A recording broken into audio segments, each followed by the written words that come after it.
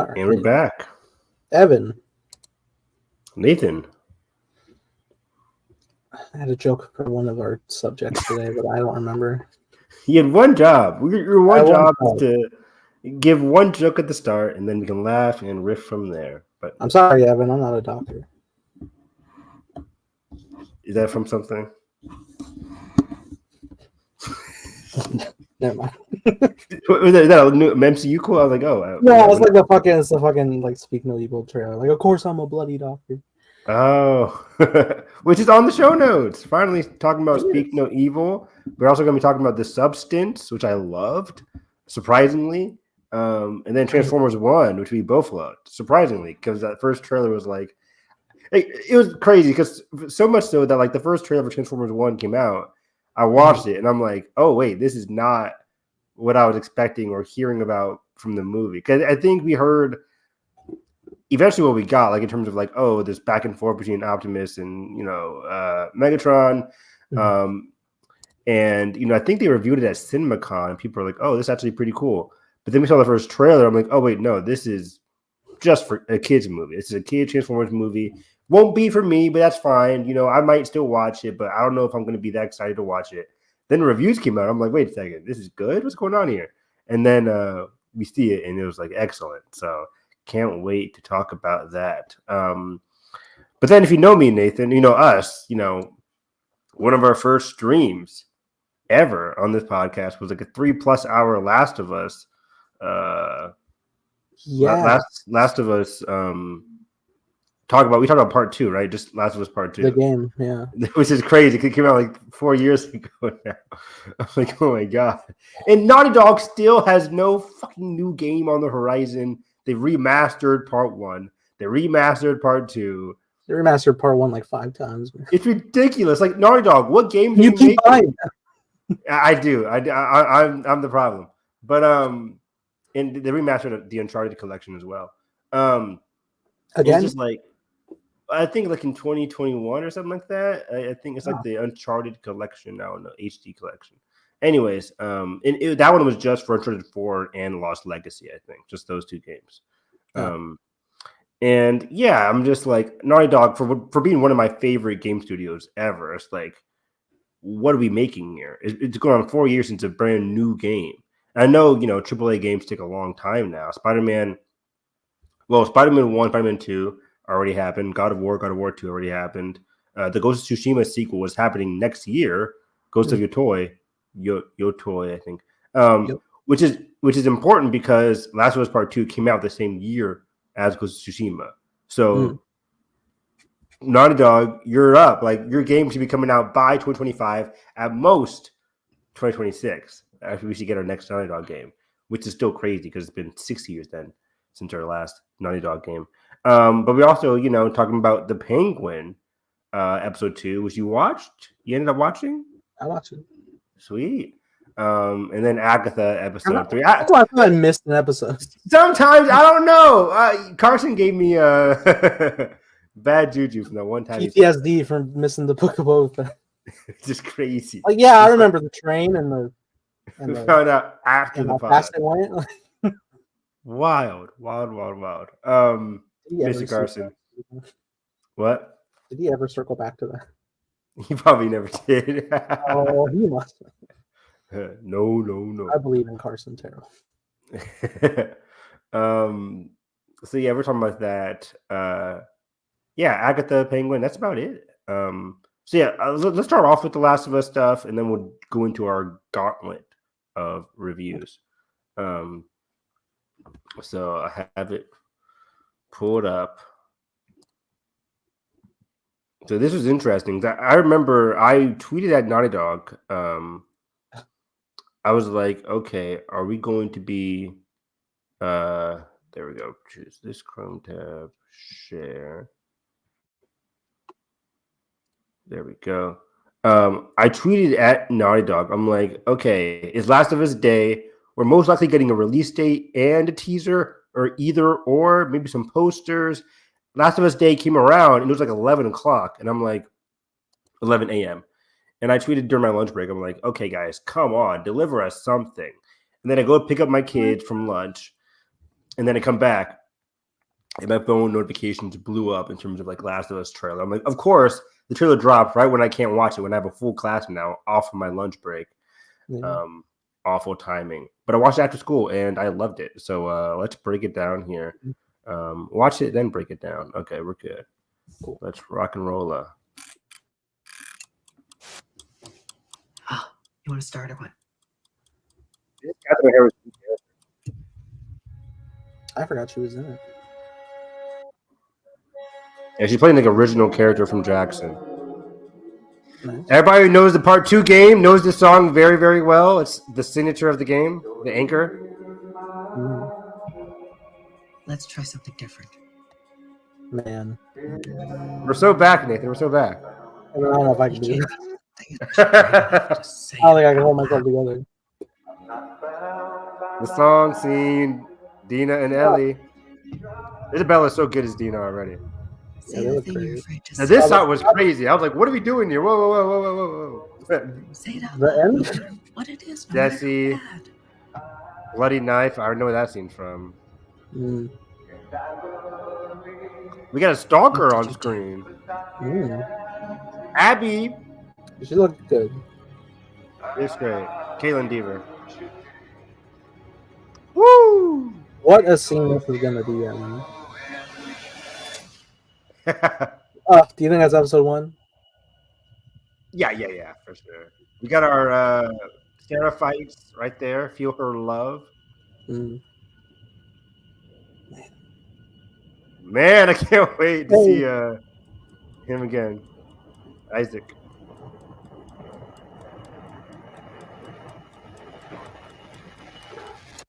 God. What a phenomenal trailer. It really is. The sound editing. Wow. 2025, HBO, head of HBO, Casey something, said that we should be seeing this between the January to April timeline. I'm predicting somewhere in the middle, February, maybe March. Around the same time we got season 1 last year. So, no, season 1 was, when did you get season 1? Is that just last year, 2023? I feel like that was like around January, wasn't it? Yeah, January 2023, I think. But yeah, let's break this down because Nathan, there were some shockers where I'm just like, wait, why are we doing this right now? How far will we get? Full spoilers for Last of Us Part 2 if you have not yet played the game. Once again, full spoilers if you have not yet played the game. Because Nathan and I have multiple times. I considered playing it again. I'm playing. It's funny enough. I'm playing the Last of Us No Return mode on the Part 2 remastered. DLC, free DLC. Having a lot of fun with that. But yeah, the biggest question of the season 1 was like, okay, they captured all of season 1 in one season.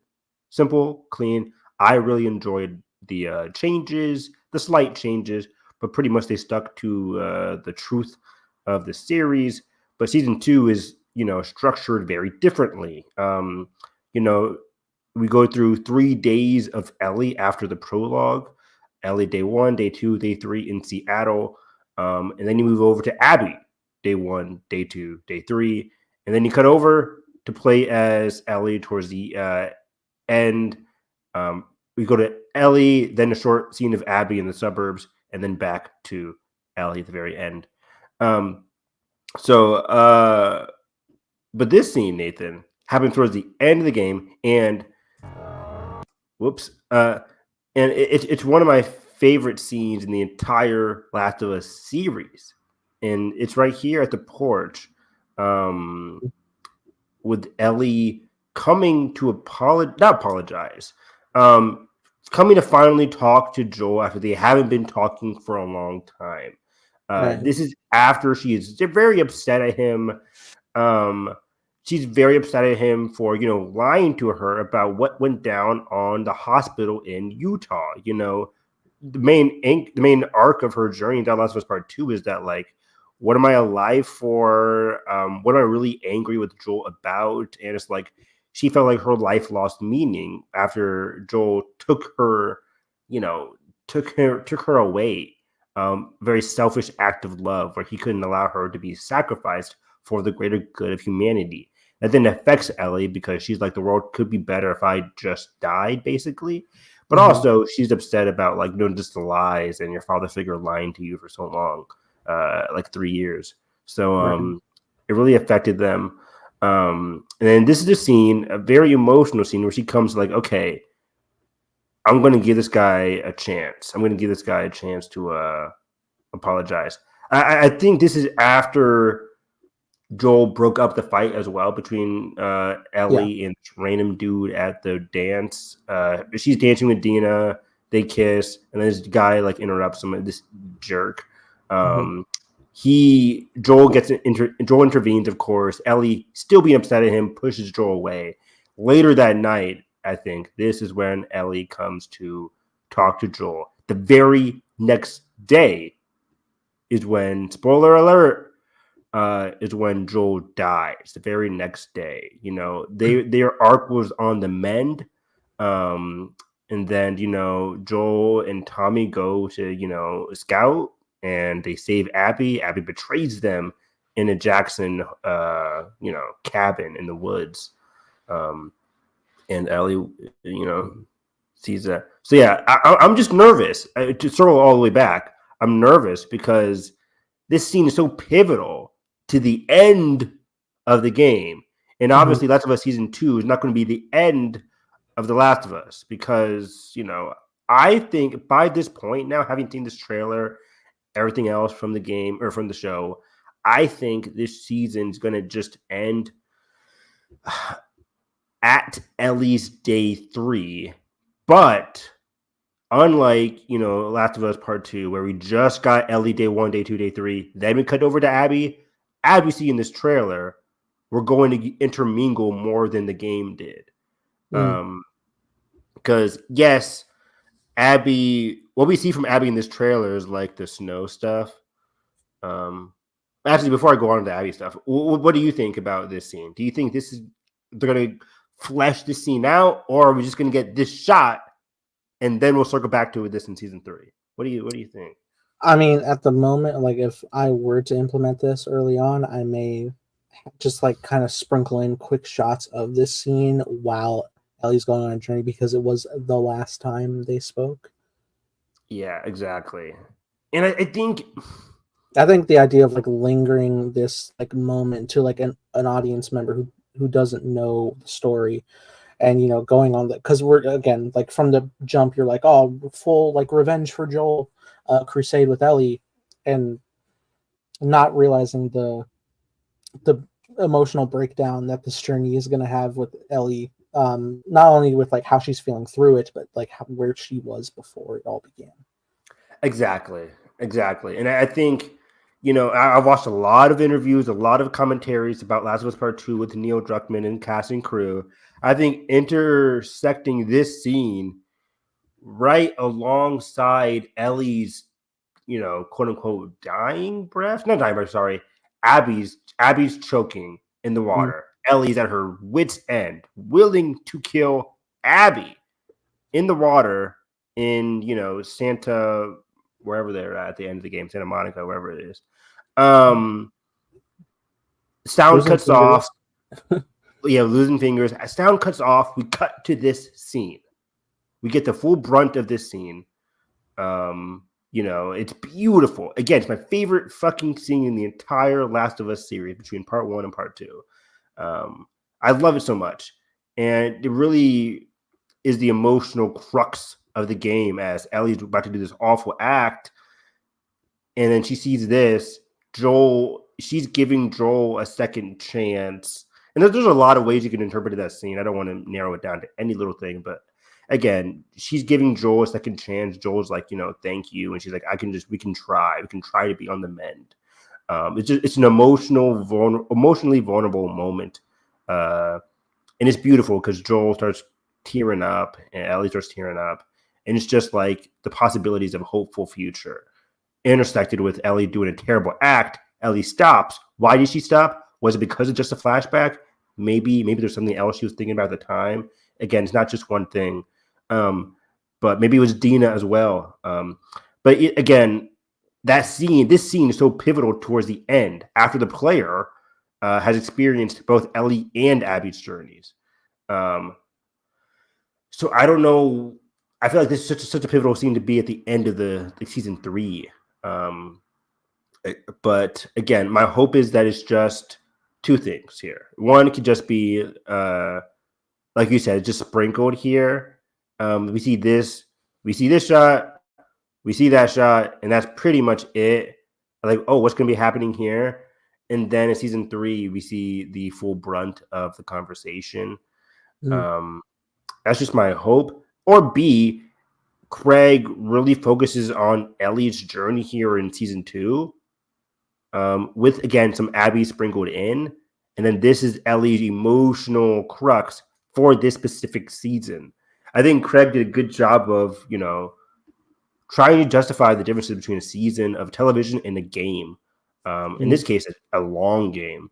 And I think Ellie's emotional, a season should, I talk about this all the time on TV, a season should have an emotional through line with a resolution at the end of the season. Don't cliffhanger me. There can be good TV cliffhangers for the future season. But emotionally, character-wise, that should still be resolved within a single season. I always think of Arcane, no spoilers, but I think Arcane's a good example of that, where there's like a plot cliffhanger, but emotionally, there's stuff that is concluded. I think Breaking Bad has some decent ones as well at the end of a certain seasons, but even then, there's like a character arc and journey for Jesse and Walt. Trying to think what else we watched together. But in general, even like the Bad Batch season 2, where we think we lose, spoiler, we lose Omega, but emotionally, like we get a good journey between all the other cast and crew. So I'm hopeful. I think I trust Craig very much so as a writer and director for this season, and if he wants to show the full brunt of this scene in a season 2 and then continue that journey in season 3, I think that's perfectly fine. Now, cutting over to Abby, we see a couple shots of Abby here. There's Jesse. We see a stalker, by the way. Some of the main criticism from season 1 was that there wasn't enough. I must say walkers. What are they called? Infected. The infected, yeah. Infected, i.e. clickers. We saw a big bloater. We saw a bloater in episode, what was it, 1, 2, 3, 4, 5, I think. The second episode of the Pittsburgh arc, we saw a bloater come over there during the suburbs scene. And then I thought there was another bloater scene. I'm not sure. I don't think there was another one. We didn't get the bloater with the whole, what's it called? Bill, right? Bill's whole episode was completely changed, right? Yeah. They did episode 3 was all flashback. We skipped the school battery side quest to have the Bill episode, the romance, and then just like everything was available in their home when we got it. Okay, yep, you're right. Which is again controversial choice, beautiful decision because episode 3 had On the Nature of Daylight at the end of that episode, peak TV. So then they played the bloater for the midway through the season. And then we didn't even see the bloater underneath the hospital, which I thought was fine.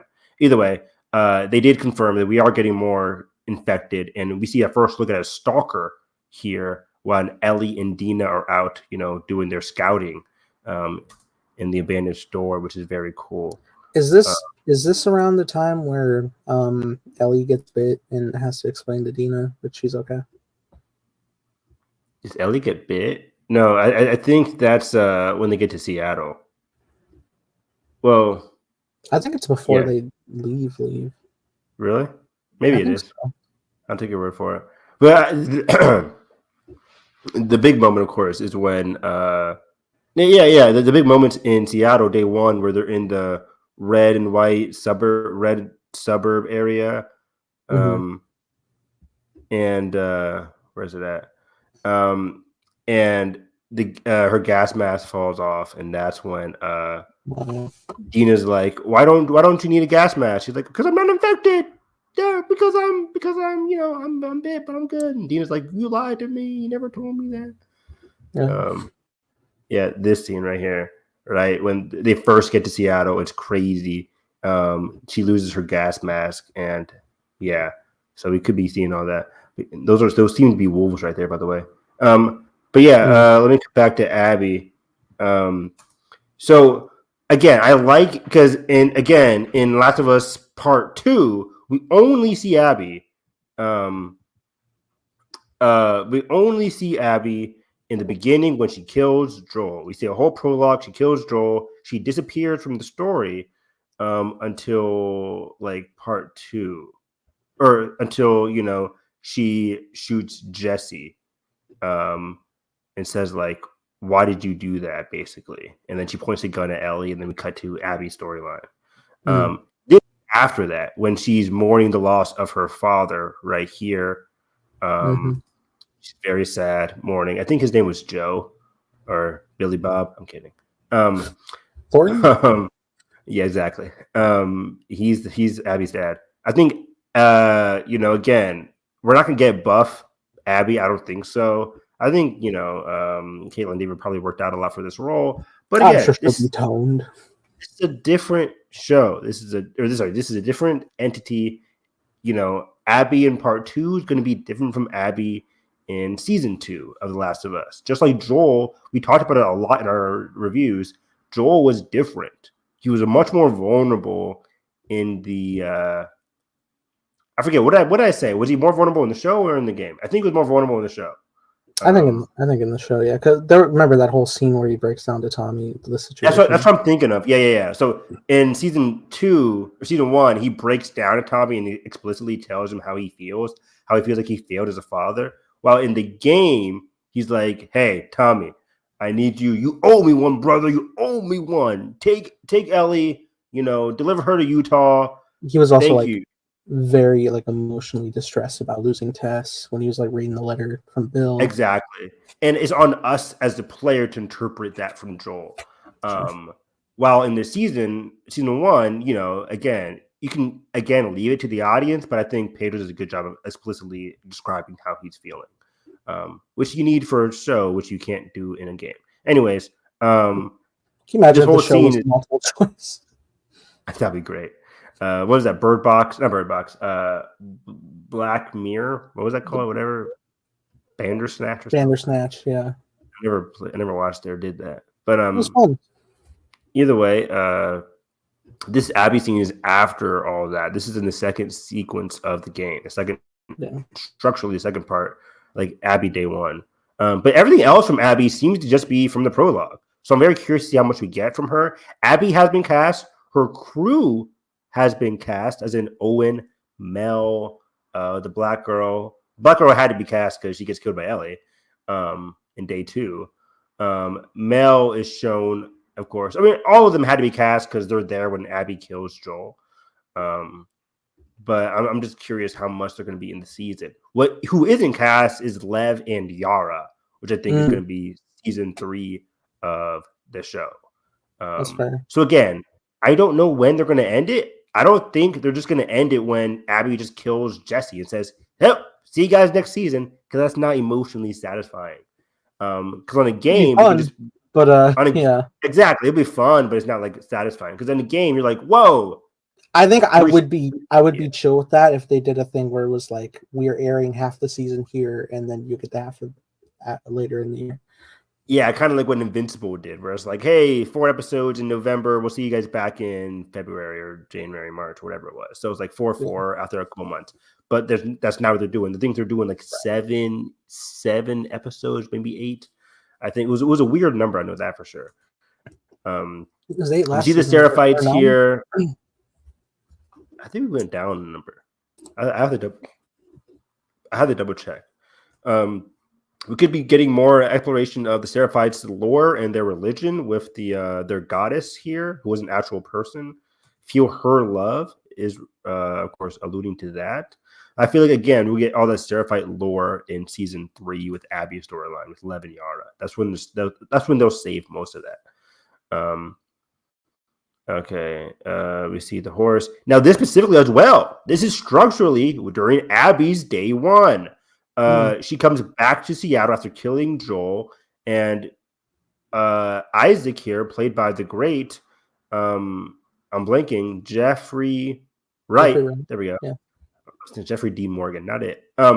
Jeffrey Wright. This is Abby's day 1, where he tortures the dude, and then she's like, "Hey, I can explain where I was going." He's like, "We gotta stick together because the wolves are at our gates. We got to go against the wolves."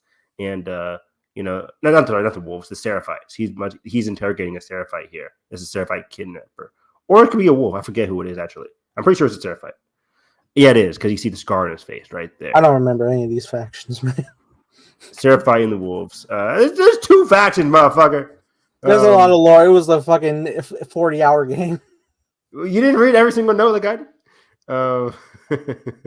I can't. It's weird because I read every single note every playthrough. It's like I never just stop. I read the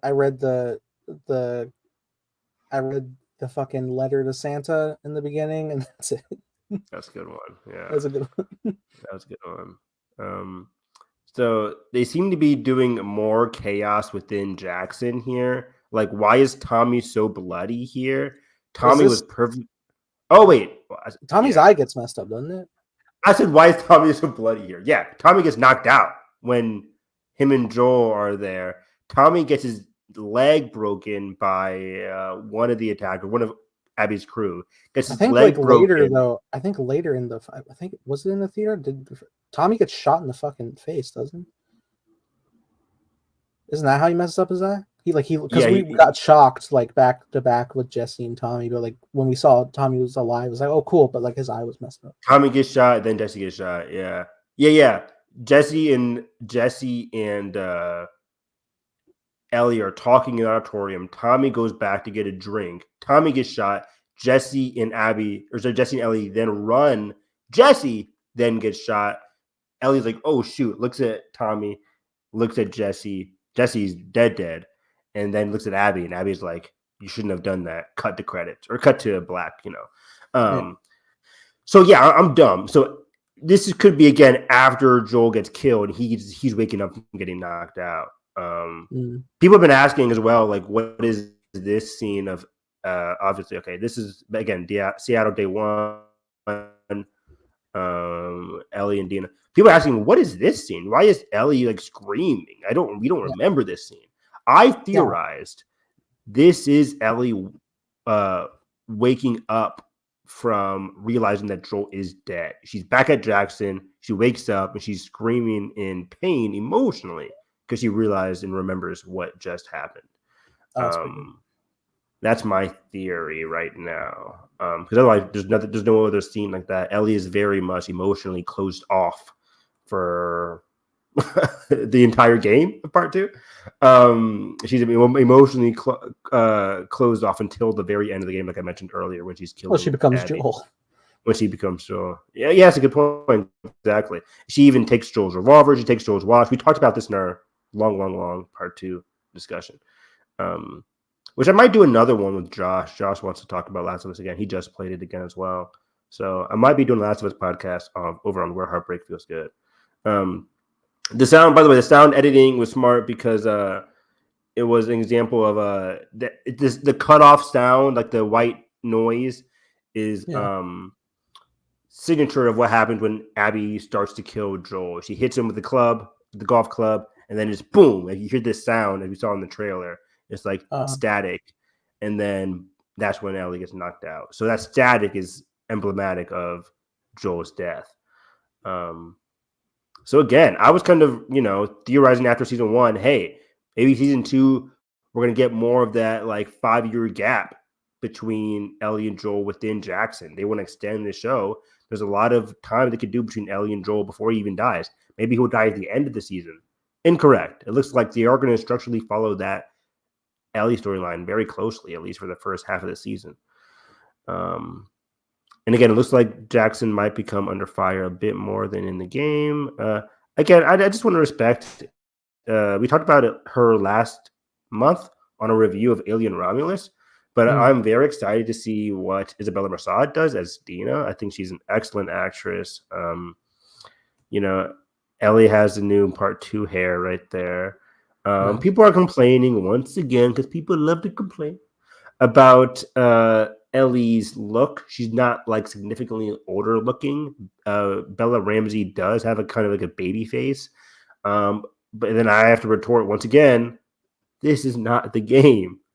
Like, you know, and funny enough, most TV shows have the opposite problem. They're like, our characters are growing too fast, or our actors are going too fast for the characters. Yeah. That's what Percy Jackson and Avatar: The Last Airbender are dealing with right now during their seasons. That's why Avatar: The Last Airbender is filming season 2 and season 3 back to back, and Percy Jackson is filming yearly, so they don't have to have that problem. That's always a funny thing to look back on, like Harry Potter as well, because it's like, oh, Harry's voice dropped in movie 2. Yeah, movie 2, his voice dropped, and then movie 3, he's like significantly taller. It's like, didn't they film this year after year? It's like, yeah, they did. They grow old. That 12 to 13 to 14 age is a big growth between 12 and 16. So yeah, that's about it. I don't want to spend too long on this. You know, we can do a whole hour talking about this whole trailer. I love this series so much. I love this game so much. I love this world so much. And I'm excited to, you know, dive into all of that. We'll definitely be doing weekly reviews as it comes out, just like we did for season 1. If people want to go back and watch our season 1 reviews, they are on this channel. And yeah, again, we love The Last of Us. We love Ellie and Joel. Just always think that this season is going to be different than part 2, which is exciting. Like, I don't want to experience the same thing, even though part 2 is a very cinematic kind of game. It's honestly even more like fun going in because part 2 is so expansive to adapt that we know they can't put everything into this season. Like knowing like what will be included and like how far we go and like, oh, this got in, let's go. Or like, oh fuck, are we gonna make it to this? Well, we might not watch this in time. Yeah. I agree, man. It's so interesting. I think Pedro did a great job as Joel. I think Bella did a great job as Ellie. And again, over here, you'll find some positive stuff about The Last of Us. So yeah, let's, I think before, was there any other movie news I had on my show notes? That might be it. Oh, let's get some quick DC stuff out of the way. Do you like the new Lantern casting? You know, early we didn't talk about the rumor, but the rumor was that Josh Brolin was going to be hired as Hal Jordan. I think our last podcast we talked about, you know, they're looking for a younger black actor to play Jon Stewart. And we talked about some of the other Lantern stuff that they cast. Who did they cast? Who did we talk about last time? Kyle Chandler. Kyle Chandler. No, Kyle Chandler is the one that we have right now. Did you talk about him last time? We did. We did? We talked about him. Kyle Chandler was cast last week. We went live last week. We did? Yeah, we did. We did the first episode of both these shows we're talking about. Oh yeah, you're right. So yeah, Kyle Chandler being cast over Josh Brolin, very interesting. And then on top of that, they are actively looking for Jon Stewart as well. And Jon Stewart, they say, is going to be like, you know, up and coming. And again, that Josh Brolin, it wasn't that he was too expensive. They just couldn't, what's it called? They felt like Kyle Chandler was a better fit. And the interesting thing was that like he has only one movie deal compared to the other one. Or sorry, one TV series deal compared to the one movie deal. And it's like, are they going to kill off Hal Jordan in one season? Like that's kind of weird. I really hope they don't, because again, it's the start of something big for them. But yeah, and then the big one was that Aaron Pierre from Rebel Ridge and Stephen James from the upcoming movie The Piano Lesson are in talks to play Jon Stewart, which is very interesting. Damon Idris from FX's Snowfall was on the short list, but no longer in contention.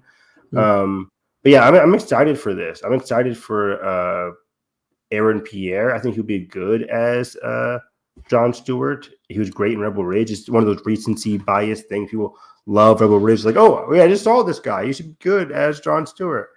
But I feel like they'll always nail the casting. So I'm very much looking forward to this.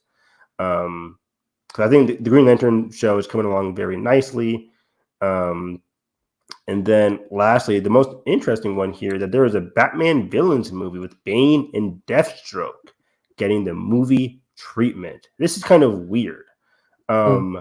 We have no news, Nathan, on Batman Brave and the Bold, which was announced at the, when James announced the whole DC universe of Gods and Monsters.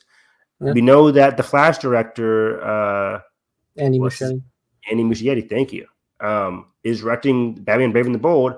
No news on that, but again, the only movie that we know of after Superman in 2025 is Supergirl in 2026. Yeah. So we have no news, and Batman Part 2 with Robert Pattinson is 2026 as well. So at earliest, I'm thinking Batman Brave and the Bold is 2027. But alongside that, we have this news of a Batman villain movie with Deathstroke and Bane. People are theorizing that this isn't just Deathstroke and Bane, that it's going to be a villains team-up movie with Deathstroke, Bane, just being the first two that are announced so far. Not like a Sinister Six, but I forget what they're called in the comics, but like a group of villains led by Deathstroke. What are we?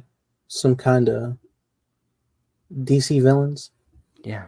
No, that's a good title, DC Villains. Go buy your tickets to DC Villains. Yeah. So yeah, this is interesting. What do you think about that? You gonna go get a ticket to a Marvel movie? Marvel movie number 1? Marvelous Adventure. What do you think about this? Deathstroke and Bane getting their own movie treatment. So there's a studio called Sony. Yes, heard of them. This can go one of two ways. I don't know. So Deathstroke and Bane. It's funny. Somebody did an edit. It was like the set photo is already leaked, and it was just the Deadpool and Wolverine set photo, but they recolored the costumes. I was like, that's great. So I don't really know. Even in regards to the character, I know they're very popular DC characters. I don't know too much about them. I don't know too much about a lot of DC side of things. I mainly grew up Marvel. I watched both, but deep dives of comic lore was Marvel for me. Yeah. But I've seen adaptations of Deathstroke and Bane, and I think they're cool characters. Could I say that they could carry their own film? Sure, it would depend on the type of story you're telling, I guess. Hell, we're watching a fucking Penguin show right now, and it's great. Yeah. But yeah, I really don't know what to make of it. Will there be Batman involvement? I don't know. That's the big question. Is this taking place after Batman Brave and the Bold has filmed and finished? I remember back when the guy who made The Raid was going to do a Deathstroke movie, if only. I think you're misremembering that.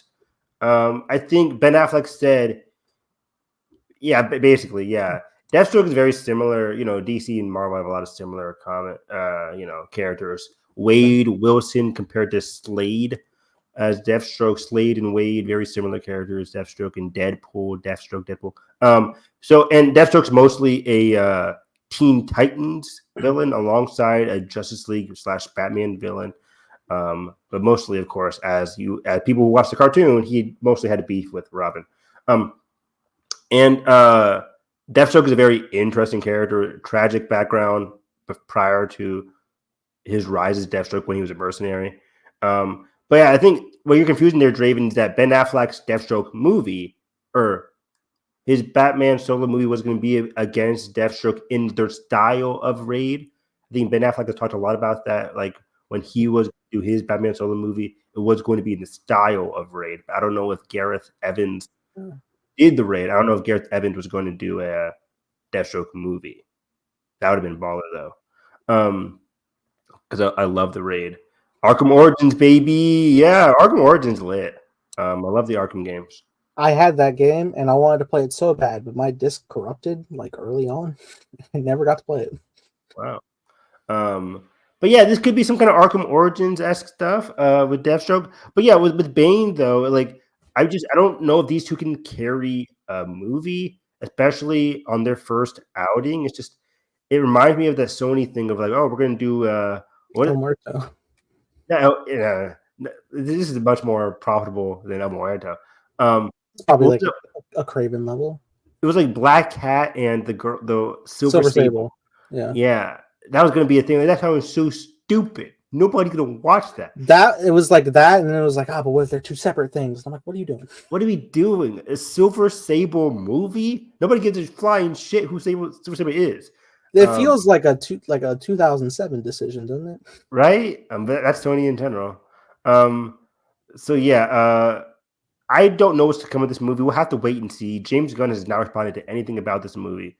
Hasn't confirmed nor denied anything about this scoop. So I think, again, it's just early days. I have to assume it's not just Deathstroke and Bane. That sounds boring to me, honestly.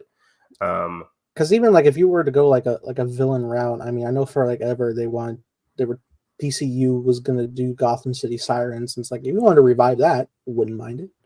Yeah, David Ayer was going to do Gotham City Sirens, I think. But after the critical flop of the first Suicide Squad, they kind of pulled away from that. But yeah, that's about it for Lanterns, and that's it for Deathstroke. We've been getting consistent Lantern news, so I wouldn't be surprised within this week or maybe next week we'll find out who is cast as Jon Stewart, which is a very pivotal, important casting. We've never gotten Jon Stewart in live action. Am I wrong? No, yeah. I mean, Zach casted him, but he didn't make it into his cut. Yes, exactly. So yeah, this is going to be very important. Jon Stewart has been a critical character for kids growing up like me who watched Justice League Unlimited. I knew Jon Stewart before I ever knew about Hal Jordan. And before I knew about Guy Gardner, I fell in love with Jon Stewart based off my viewing of Justice League Unlimited, and other stuff, which is a great Black superhero for me. And I'm very, very, it's crazy in the year 2024, finally going to learn who our first Jon Stewart really is for this new DC universe. But let's dive into some gauntlet of reviews here. What do you want to do, TV or movies first, my guy? Probably TV. Let's do TV. Let's start with Agatha, House of Harkness. Kidding. It's not the title. I know, guys. Agatha all along. What do you think? Episode 3. I'm having consistent fun with this show, Evan. I like it. I like it quite a bit. Raise your energy, motherfucker. It's okay. You're among friends. Draven, cheer him on. Let him release. Why are you coming so hot? Evan, I'm having a lot of fun. Like, I didn't say anything. I didn't argue against it. What the hell? Your silence is deafening. You're coming off hot. I know what you are.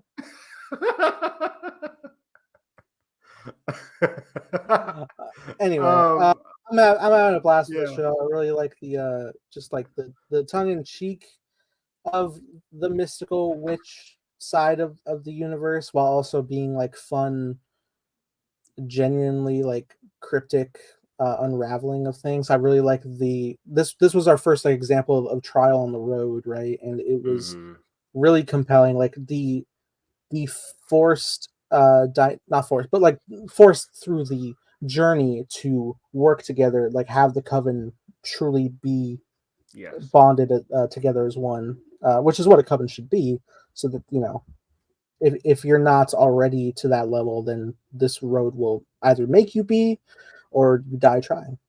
Exactly, and which is very pivotal for Agatha, having the beginning of her character arc here, as they needed to come together, and she's known as like the coven, the witch killer.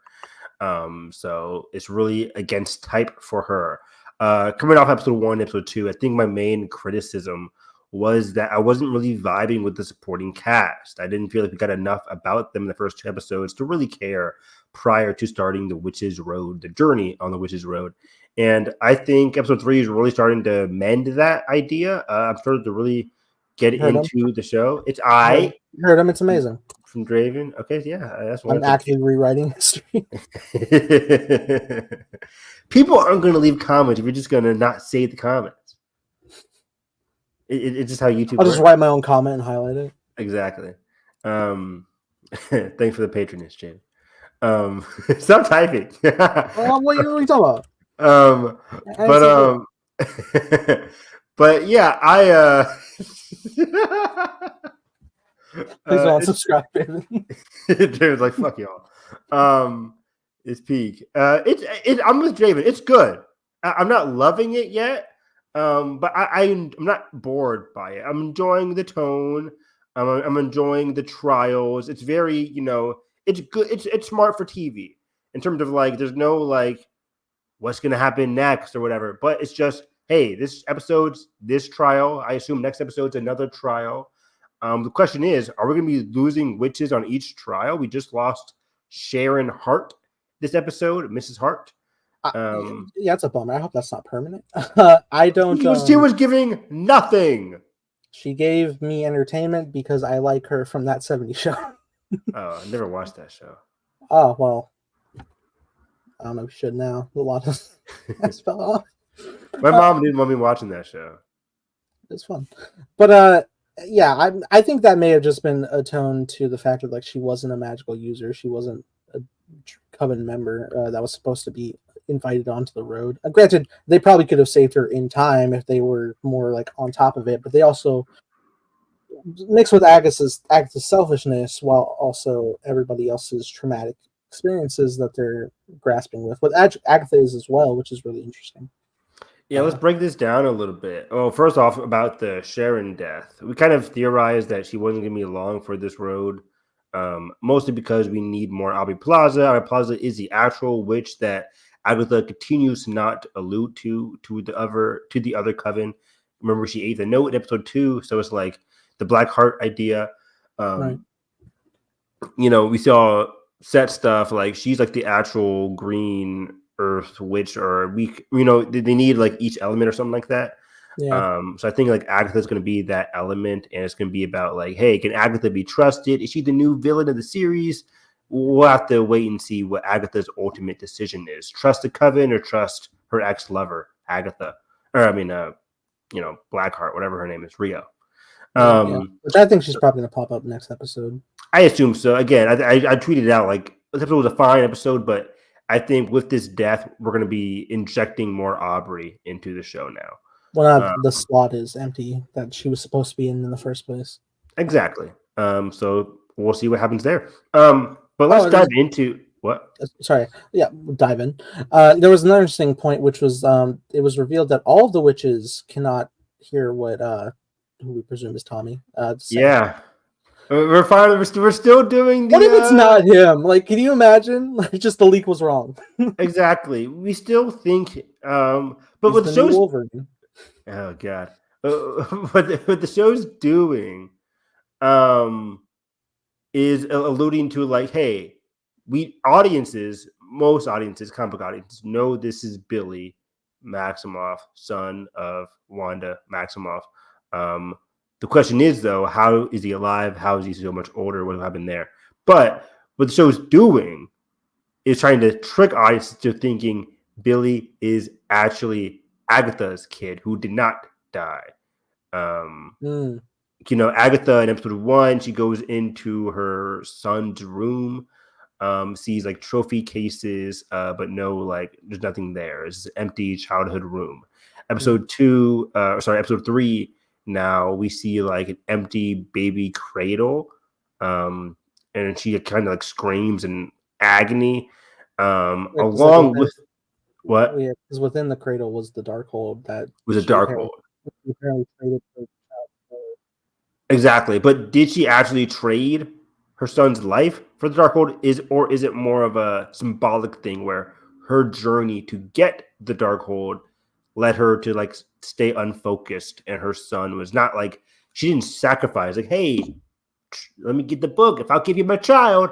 I don't think it was like that. I think it was more so like neglect that caused her son to unfortunately die. Of course, it's nothing to catch. She just the black woman straight up says it. I forget her name. She's great.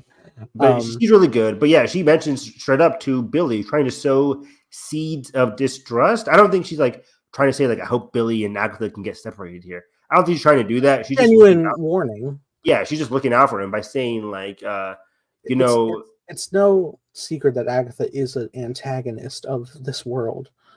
Exactly. So and they're just using her as a way to get through the road. They're not all best friends right now. Yeah. But yeah, the name drop Mephisto is very interesting because it's the first actual like confirmed like thing. Exactly. How did she mention it again? She says like an agent of Mephisto, either herself or her child. Her child, I think. Yes. Was an agent of Mephisto, but again, it's the first big Mephisto name drop. That's about it. I don't think we're gonna get Mephisto in this series. If people remember, there was a rumor that Sacha Baron Cohen was playing Mephisto, not in this show, but in the set leaks of Ironheart, because Anthony Ramos's character was playing the Hood, who is half magic, half science. I think, and he might have Mephisto related stuff, but that's all big Marvel rumors. Sure. And I presume, like, if that is the plan set, then he'll probably pop up at the end of this. It could just as easy enough post credit something. Maybe post credit. There is a whole. Hey, there is like a whole like huge fucking demon that catches on fire in the trailer for the show. Not that is Mephisto, but like the stepping stones are very near. Yeah, I'm excited to get into more of that demon, witches, goblins, and ghouls stuff. There was also a word that I think it was confirmed that Aubrey Plaza is playing a version of Death in this universe. Oh, which if that's true, that's interesting. But also, somebody was like, if they were keeping the comic motivations of Thanos, I would understand why he did all this for her love. It's like, yeah, Aubrey Plaza. Yeah, that'd be interesting. That'll kind of coincide with like the Black Heart of it all, Black Heart Death. But yeah, but we'll see what happens. Again, Agatha ex-lover of Rio / Black Heart, Aubrey Plaza's character. So their romance connection, that is like the most intriguing stuff for me. So hopefully they dive into that in episode 4 this week. Yeah. But yeah, going through each of the trials, I liked seeing each of these characters get semi-fleshed out here a little bit more, as they have to go through a lot of their vulnerabilities with some comedy in there as well, with the whole wine, she's not drinking the wine, their faces are getting messed up. It was very disturbing but fun. Yeah.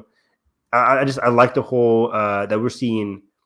Again, I keep forgetting her name, the black character. This seemed to be her trial, where she kind of like living that Desperate Housewives spoof kind of it all, where she's trying to live an image that she's not really upholding, similar to when they first meet her. She's like at this cosmetic place, but she's there, but then we also learned that she did a lot of sus and bad stuff, so she lost her license. So it's like she's trying to uphold this image that she's just not upholding. She even had to admit that, yeah, one of my products does have the ingredient we need that isn't good.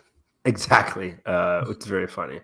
So I think the comedy's on point for this show. And I like seeing some of the vulnerabilities from the cast. So from the Alice Wu character, I remember her name all of a sudden.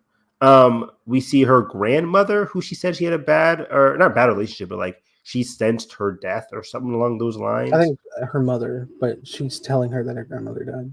Thank you. Yeah, her mother talked about her grandmother's death. So that was very interesting. We'll get to see that expanded upon in later episodes. What did the black woman go through? What is she?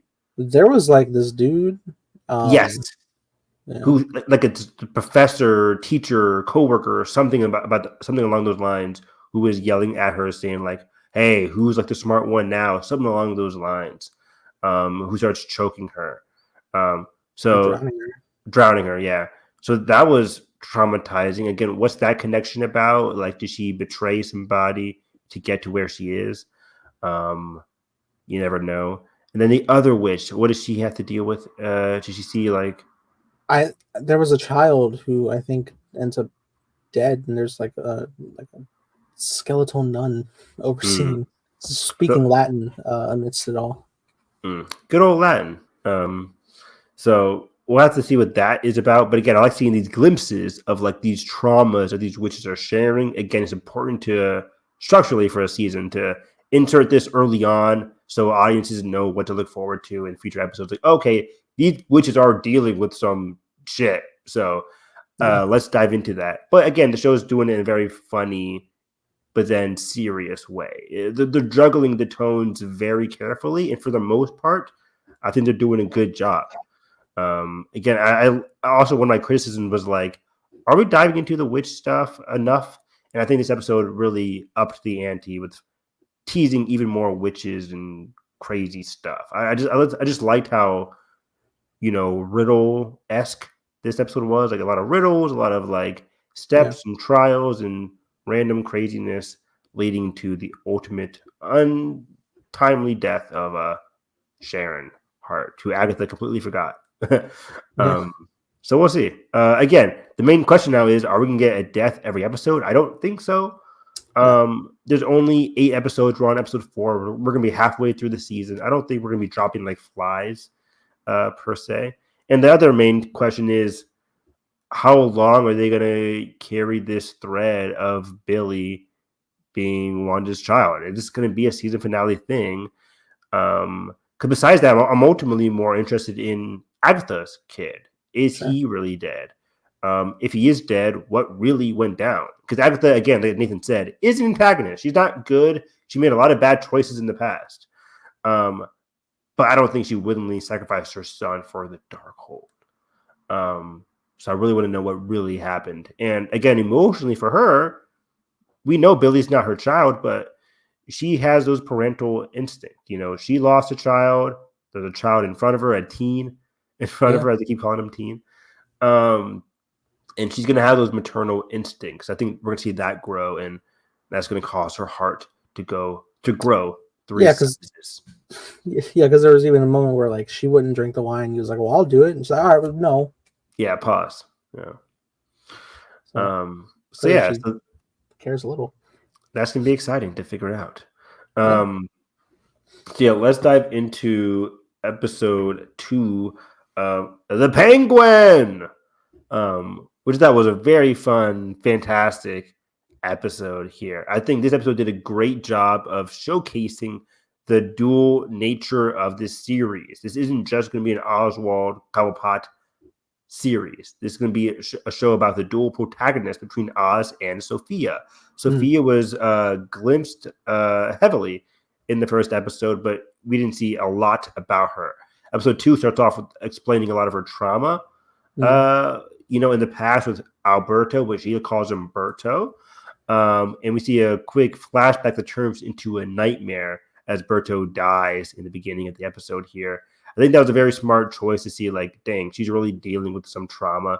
Later in the episode, we see her getting out of a closet as well. Instead of living in her luxurious bed, she's still just sleeping in a closet, which says a lot about her character without saying a lot about her character. She's still living in that claustrophobic Arkham mindset that she can't quite escape just yet.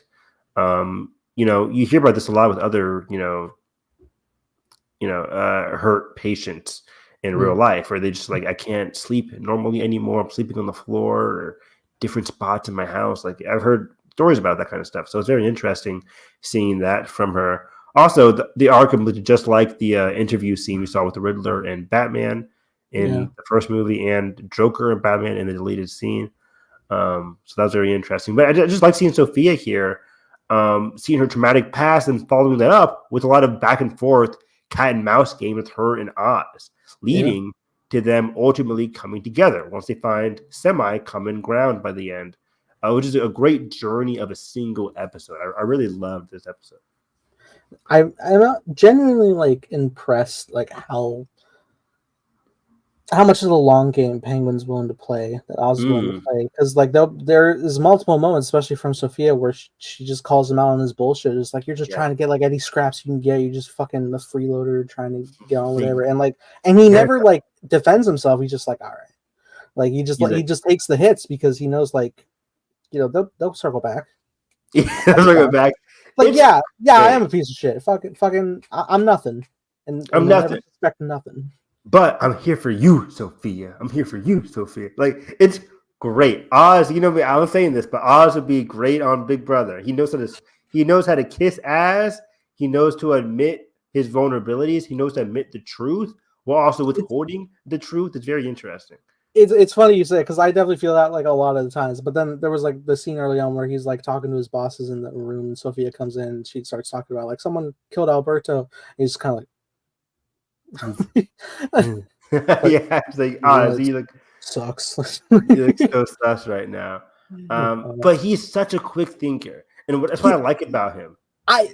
This is only episode 2, and there's been so many close calls that I don't. It's stressful. There's no way he can keep doing this, right? He can't keep being like, "Oh, I'm about to get shanked. I have something." How many things do you have up your sleeve, Oz? Like, I know It's he keeps crazy. building more, but oh my god, the fact that he keeps finding new things to like you fucking mystery mouse Cthulhu. We'll save for later.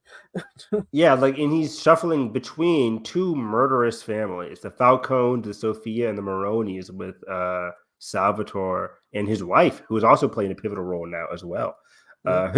His wife played a role in Arcane season 1 as one of the police chiefs, and her voice is just really not ominous, but just like, and not empowering. What's the word for it? It's very powerful, a very powerful, menacing voice. And at the beginning here, you know, we think Oz is in trouble, as the Baronis are kind of like, hey, we can just sell you out, motherfucker. We can just say it was you who did it. He's like, you could, but why would you do that? Like, you know, everybody's looking at you now, Sal. Like, come on, Maroni. Like, you should take. You don't want the shipment?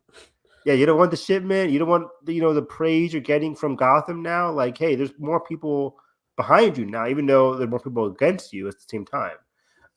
So to go against that, he has to do this whole shipment thing. I love the whole chaos with this shipment where he's like, I'm not going to be on the first cart. I'm going to be on the back cart. Good plan. As soon as he picked up that they were being followed, he was like, fuck. Get out of the line of fire. Yeah. Let me just go behind the wall here. Hold on. Yeah. Like, hey, tell that story again, please. It was just full chaos. We're also introduced more so into the episode with the character of Vidi. Who Oz is trying to pin a lot of the blame on. He's the one who's effing Luca's wife, who we're also introduced here in this episode more so. Luca is Carmine's brother, the uncle of Sophia here. And it's very interesting because Luca seems to be the antagonist for Sophia's arc, where Luca is looking down upon Sophia a little bit, even though he's like, hey, that's my nephew, don't talk shit about her. He's also just like, hey, I'm in charge, kind of the thing here. I'll take lead over this, Sophia. You shouldn't be scheming behind my back. So Sophia is ready to go against him, and I think this is a perfect, as we saw in the episode, it served as a perfect opportunity for Oz to get in there and be like, hey, they're undermining me, they're undermining you. Let's dance. Let's work together. Like, you should be higher up here, Sophia, which only benefits Oz, really. Because Sophia is going to try and like usurp that, but then he's going to use the chaos of the intermingling within the Falcones to get his own agenda, as we'll see in future episodes. So it's very interesting as he's hitching his ride to Sophia, but Sophia shouldn't trust Oz at all, and Oz shouldn't trust Sophia at all. So it's a temporary alliance, and I'm very excited to see go to fruition here. I also liked seeing Vidi. We think Vidi's gonna get the fall for this. At the end of the episode, he has to try to like initially free Arvad, who is a Maroni, kidnapped by Sophia Falcone. And the Maroni's like, hey, we'll kill you, Oz. I was like, no, I'll save your guy. And it's important that he does because he could easily rat out Oz. So he goes there. He's like, hey, don't rat me out. Say it was Vidi who did this. Say it was Vidi who did this. But with the walls closing in, Sophia has him pinned down in the basement. Luca's coming to look for him. He's like, shit, I got to change my plans. On top of that, Victor F's up his plan in terms of like sabotaging Vidi. So if he can't get Vidi, this is when he's like, okay, now I just have to kill this guy. So they know that there's a what's it called? There's a mole in the Falcons, and that'll buy me enough time. Again, it was just a lot of quick thinking, and it buys some time leading to like this whole scenario where he's to fake a fight. It was very fun. Which is interesting because you think he's planting the knife directly on VD, but it goes to the other guy. And dude, he was so passionate. It wasn't me, Sophia. It wasn't me. I loved it, but it was so funny. But like, and she was so just ready. She was like, she was no, ready. she's like no hesitations. Like, no, give me the gun. Like, it's over right now. And then it was Luca who gets the kill, which is only again adding that like anger she has for her uncle. And it even more solidifies like she's no longer like looking for suspects. She's like, that was my one ticket at some semblance of peace for what's happened, and that was taken from me. Exactly, it's taken from her. She's losing power when she wants to gain power. They're trying to send her away to Italy. Exactly. Go to Italy. Go to that one place you had a lot of fun with, and that one summer. She's like, I don't want to fucking leave. You're trying to exclude me out of the family business. First, Berto dies, then you want me to leave. It's like these things are piling up psychologically on her, on top of her credibility being like in the shitter. Society is looking down on her. There's riots in the street saying, "Go back to Arkham." She goes to her brother's initial funeral. People, even within her own family, are whispering like, "Why is she here? She shouldn't be here. It's the Hangman. Didn't she kill 7 women?" As was said on the radio. So getting a little bit more exploration to what she possibly did as the Hangman persona prior to being locked up as in Arkham. I don't think she killed 7 women. I think maybe she did. She's Sophia. But I think it could be. I think this is something that could be explored more. If not, okay. But I think it could be explored more. Like, hey, it wasn't just me. There was somebody else, or self-defense, or I'm not trying to give her a redemption arc, obviously, but like I can see it being just expanded upon. Why they called her a hangman, what really went down there. I don't think it's just like I killed 7 women for no reason and now I'm back, baby. It's like the way she's acting now is like, did this woman really kill 7 people? Maybe, because she's very, erratic, as we can see, and she's very like emotionally topsy-turvy. So we'll see. I just think that's a certain part of her character that can be expanded upon some more. But overall, I like this a lot. Also, another significant part of the episode was Oz's connection to Victor Aguilar, which is very interesting. You just catch that one scene where Victor overlooks like the missing posters. Maybe somebody close to him is being missing. Yeah, there's a couple things. Like first, he sees that there's a lot of people missing from the flood of his neighborhood. He catches wind of that. But then also, like later when they're at Oz's place with all the girls, he gets a message that someone's checking on him. Like, hey, where are you? Are you okay? Yeah, So there's somebody in his life to care about. Is that his sister? Is that his girlfriend? I don't know. Yeah. But that is there, and wise of him not to speak it to anybody, because you don't want to just share all your loved ones in this organization. Yeah, this is a great example. Like, keep your secrets tight. And we got a great, this episode, all the episodes so far, 2 episodes, have given us important stories that are relevant to the character journeys. Oz talks about a story of how he was a driver for a person within the Falcons. The driver, he didn't know how to drive, figured out how to drive over the weekend. That Monday, he's a driver. Time passes by. That driver was caught, selling secrets within the Falcons. Driver gets killed. Falcone keeps Oz around as hey, this guy's trustworthy. He's a good driver. Let me keep him around. Long story short, Oz escalates his position until getting to be in charge of the Iceberg Lounge. It was a story of like perseverance within the chaos. And I think Victor, him telling this to Victor, he's a lot of aspirations for Victor, which goes into why he was so upset with Victor failing to put the diamond in VD's car. He punishes him per se when they're digging up the hole for the guy they just killed. And he's like, hey, get down on the bodies. And Victor's like, what the fuck am I doing? Like, I think it's just Oz showing him like, hey, in this line of work, you can be this close to death. You could just, similar to how Oz was like a driver and his, the person he was driving around died. It's like, you're whoever you're close to in this line of work can die instantly. You can die instantly. You got to be more on top of it. You got to think faster. So I think he's kind of punishing Victor here for an early failure and setting him up for later in the episode for a later success.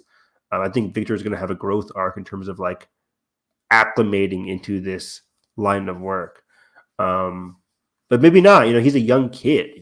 He's a bright future ahead of him. Is it going to be shattered when he's working with somebody as corrupt as Oz? We'll have to see. Morally corrupt, at least, as Oz. So yeah, I'm very curious about this Victor-Oz relationship along with the Oz-Sophia relationship. We also got Shades from Luke Cage is playing the therapist to Sophia, who they seem to have some kind of sensual relationship. It was really weird. They got very close to each other. Like, what's happening here? Hey man, we're breathing. She was lashing out, but also I was like, okay. Nathan If loves they wanted to. Oh wow. I mean, yeah. I'd say anyway. But yeah, I like him as an actor. So I'm very curious to see if we see any more of him. Because he was great in Luke Cage, and I watched a little bit of the show called Power on Stars, and he was great on that as well. So yeah, always good to see him on board any TV show. But yeah, season 2 is going to keep on. Season 1 is going to keep on trucking to episode 3 every Sunday night, which is good. It's been like a week and a half since Penguin, so there we go. So yeah, let's finish off here with some movie reviews. We got a lot to say about some movies here. Let's go from mid to great here. Where I thought Speak No Evil was fine. I was like, Penguin's mid? What's wrong with you? No, sorry. The movie. So we're going to talk about here Speak No Evil, The Substance, and Transformers -1. Cool. Thank you. Yeah. Like I did that there. Okay. You name names? But it's Transformers 1, not Transformers -1. Okay. Anyways, Speak No Evil was good. I haven't seen the original. Neither have I. But I like and spoilers for all of this. So spoilers for Speak No Evil, spoilers for The Substance, spoilers for Transformers 1. And presumably, I guess, spoilers for the original Speak No Evil. Maybe. Great point. Yeah, maybe the same story. I think the weakest part, let's get strengths out here. James McAvoy is fantastic. I think he was really good. The family dynamics on both sides is very good. For me and my dad, who saw this, Jalen didn't want to come see it. Whatever. But it was very predictable. I think again, I'm a mystery guy. When they're in Italy, I'm like, Dad, this guy is not their son. This guy is not their son. That was pretty easy. I guess. Well, honestly, what I really liked from the jump is just like the way the couple plants the seeds of intrigue, that they're just like actively around having the time of their lives in comparison to this family that's just kind of getting by. Exactly. Yeah. Emotionally with each other. Like they're fucking everywhere. They're like, first they introduce it just like nonchalantly, like, I'm not trying to get involved with your life whatsoever. I'm just like, you using this chair? No, sweet, fucking, I'm out. Yeah. And they're just around. They're fucking dancing in a window. They're fucking moped around the block. Yeah, which I think goes to show a lot about what this movie is about, at least subtextually, about in terms of like they're very abrasive, very active compared to like the subdued family who is more, even though the active, more out there family can be healthy at times. You don't want to keep emotions bottled in. We learn quickly that there is a toxic undertone to that family. Obviously, they're murderers, but like there's a toxic nature to it all, especially between the husband characters. James McAvoy is a very toxic masculine character compared to like the very shy opposite, like very timid character, and he was my least favorite part of the movie. He was, and I think that was the point of it all because my dad hated him. But I think he was unfortunately like very timid because the movie is trying to portray two opposite ends. Like there was no middle ground for him. He was way too timid, way too like, oh my gosh, what's happening? Like his wife had to save him at every turn, which she was great. I loved her character. Yeah. She had to save him at every single turn. She was come up with a plan. She was getting weary of the situation. We have to go. Otherwise, he would have just been sleeping with them like, oh, it's fine, whatever. But like, she was like, we got to get the hell out of here. While he is very toxic masculine, talking about other people's children, taking other people's children, murdering other families to take their children, like obviously, and then like interrupting sentences, being very aggressive in conversations, like very two opposite ends. There wasn't any kind of like middle ground, despite them sharing a home for the whole movie. So that part was very interesting. But overall, like I just thought like the husband character was just so hard to watch a lot of the time. Just like, what is this guy doing? Like, first of all, you're a terrible husband. You're a terrible father. Like it was just remarkably bad.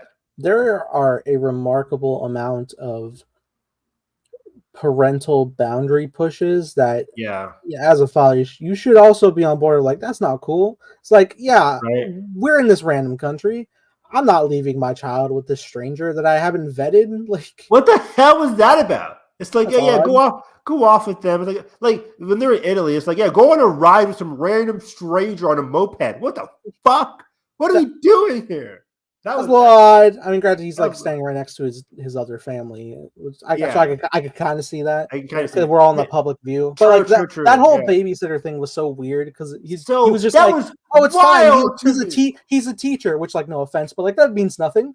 That means nothing. Occupation out the ass. He could have been lying. Like, what the hell? I'm not leaving my daughter for like 2 hours with some random person who I have no idea who it is. Like, hell no. You can come back and your children can be hanged. That was just bad. That was so bad. And then it's like your daughter ends up sleeping in the room with the other family. And he's like, well, maybe they were like, no, there's no justification. We are gone. And also, and this is for both parents, the girl's like 12 years old and still has a teddy bear. We're not going back. We're not going back. Fuck the teddy bear. I 100% understand. I understand the audience feeling that same way too. That was ridiculous. It is. I mean, I'm not gonna blame the child because I don't know the fucking. Obviously, I'm not blaming the child. I'm blaming the parent for continuing that. Like, I mean, granted, the dad's also like trying to move past it, but like he's very aggressive with it. She seems to have almost like asthmatic issues at times in regards to it. Which again, which I think could be something to talk about there. It could be a symptom of her subconscious, because children are smarter than, of course, people realize. And if she's seeing the discomfort between the husband and the wife in the movie, it's like if she's seeing discomfort, they probably argue a lot more than we saw in this movie. It's like she needs an emotional anchor. She's not getting it from her parents who don't, who are constantly arguing. And you know what? I will say, in fairness, like when the daughter also comes to realize the full spectrum of what's wrong, she doesn't care about that bunny anymore. She was good. She was good. But then when James is like playing into, you can't leave without it because last time it was like, fuck. Like, fuck you. It's like, like last time. But and then also the smartest character in this fucking movie. Let's talk about him, the kid. Okay. The kid is the smartest character, the best character in this movie. He's like going through the book. He was like, this is not my dad. I knew that already. But it's also like, I just like how active he was, how like step one, I'm going to help this. I'm going to throw the basketball or the football or whatever to like do this kind of stuff. Like he was really the fucking long game, dude. He really did. He realized he had to, because it's like, hey, like I'm showing you this watch, like. And in the moment, it's like, what does this watch mean? But then later, when you're looking at the book, it's like, does this watch belong to him? That's my dad. The watch part was very like, okay, we know what's going on here. There's like 15,000 watches. I'm like, those are the people he killed. Odd. Yeah, house. Was he a watch collector? No, he this is General Grievous, motherfucker. Like But also He, the fact that he's actually doing it, just like, I need to show you this while we're sneaking around hide and seek with the babysitter right. behind people's backs to see this. He's sowing seeds. That kid was The just poor so good. the poor kid trying to like write a note, but it's not in the language she understands. And when the mom comes, she fucking eats it. Yeah, he was going. Yeah, he was really playing the long haul there. I'll tell you what was like really intense was when he had to put the keys back, and James' character already woke up. That was wild. So he just like playing him. Let me get on let me piggyback. It was like, wow. It's like that. But also like it's out. That's also at the point where like it's full blown to the audience that like he's a fucking abusive asshole. He's just like, come on, let's show him we're still friends, just to put on the act. And it's like, fuck, this is awful. But also, this is a great opportunity to re-up the keys. Yeah, it was awful. Again, the kid playing it so freaking well. Yeah. So yeah, I loved all of that. It was a great thriller. Like there was a constant state of like tension in the movie. You don't really know what's going to happen from one scene to the next. Even though again it's predictable in the overall sense, I didn't know how it was going to get resolved. What did you think about the scene? My dad and I argued about this, where they're finally leaving, and McAvoy throws the kid in the pool. I thought that was. Would you stop? Because this is the question here. Like, I think yeah, because they pre-established that he doesn't swim well, so they're all aware that that kid will drown and die. So the empathy, especially his parents, comes out 100%, especially knowing who the fuck these people are. So it's interesting because I said, my heart would like, I wouldn't allow, I couldn't live with myself if I just saw this kid drowning. But my dad was like, well, if you do that, as we see in the movie here, your entire family can just get killed. They can get instead of locking them up, James McAvoy could have easily just been like, boom, boom, boom, boom, and you're all dead. But he didn't do that. He wanted to play with them a little bit. But like James could have easily just killed them all as soon as he kidnapped them again. Yeah. Kidnap them when they were like all tied up. Yeah. He could just shot him right then and there. Which he was about to, but he's also like he's actually stealing their money. They got lucky because again, I can forget what's the actress's name. She did a great job, just like attacking at the right moment. Is that Mackenzie Davis? There we go, Mackenzie Davis. And Scoot McNairy, that's his name. Scoot McNairy, Mackenzie Davis, and Dave McAvoy. So yeah, that was just a clutch save by her. But again, it's like, do you risk a kid dying in order for your family? In this scenario, like, yes, I have empathy for another child, but like versus my own child that I've known their entire lives for at least, want to say like what, 12 years. Yeah, in the moment, it's like I need to protect my family. Like even in like the element you were currently in is like we have no choice but to leave him because we first need to get ourselves to safety to contact the authorities. Which like obviously it's clear at this point the boy is lost if we leave, but again, the safety of the family would definitely exactly. It was an interesting, it's a good moral dilemma, exactly. So yeah, then the ending of the movie was very good as well. I liked that the kid was the one to do the final kill. I really liked that a lot. It wasn't the husband or the wife; it was a kid who got taken from his own family. And the final shot on his face as well, just like that. Yeah.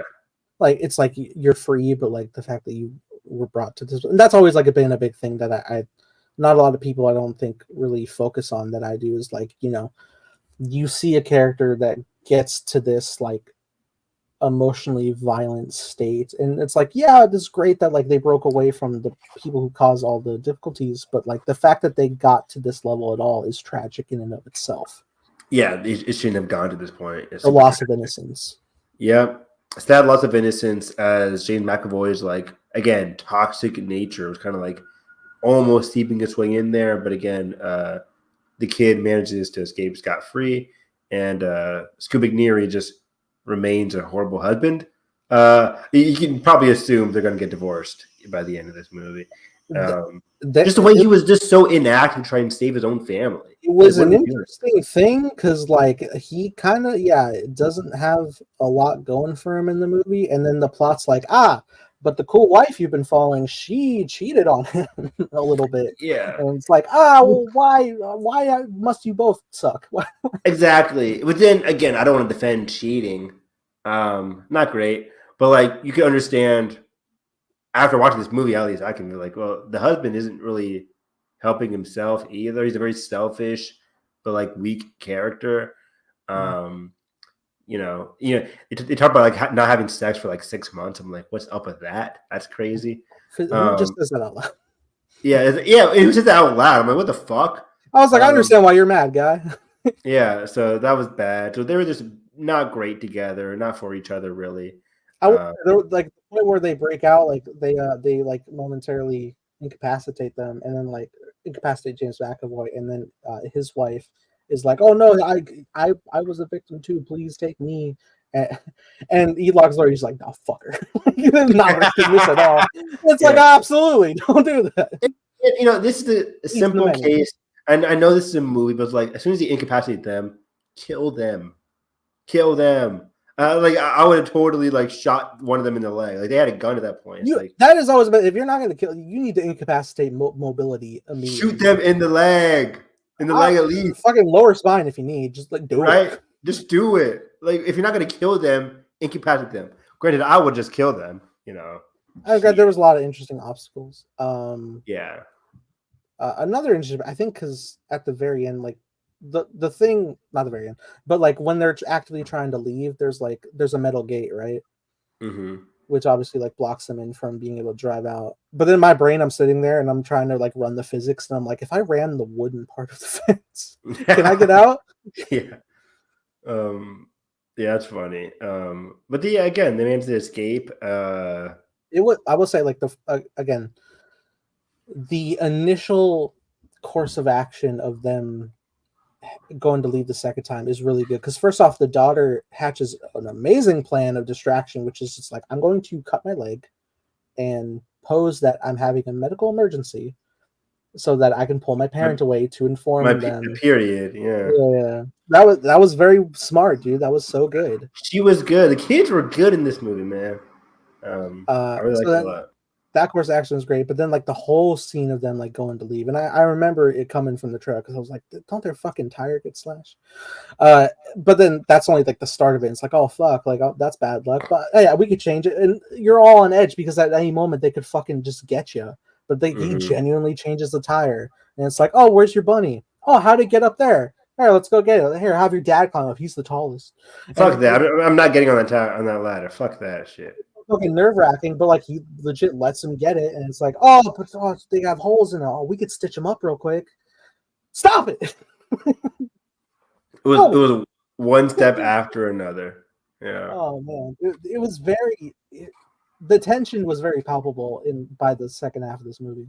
Again, yeah, that's what was the big benefit of this movie. It was just always a lot of tension. I'm definitely not upset that I saw it. I don't think it was a waste of time at all. Me neither. No. Yeah, I was like, it was fine. I think some of the characters, besides like James McAvoy, the wife, and some of the kids, basically that husband really irked me. But overall, I thought it was a very fun movie to watch. Like I wouldn't not recommend it. Because James McAvoy, yeah. And that just gets really fun by the end when it's just like the mission to escape. Just full chaos, exactly. Like I didn't think James McAvoy was full like campy, threatening, but like very funny, but very creepy, unsettling. Like a lot of he ran the gamut in terms of like a lot of like different versions of how to be toxic and crazy and unpredictable and weird, but also frightening and funny. Like a lot of different emotions, physically very imposing. What a great performance from him. Again, he always puts in a fantastic performance. He was just really, really good here. So yeah, I really liked his performance. He was really the reason to see this movie is James McAvoy. So yeah, let's jump into the substance. Perfect timing. So yeah, let's jump into substance first. Fuck?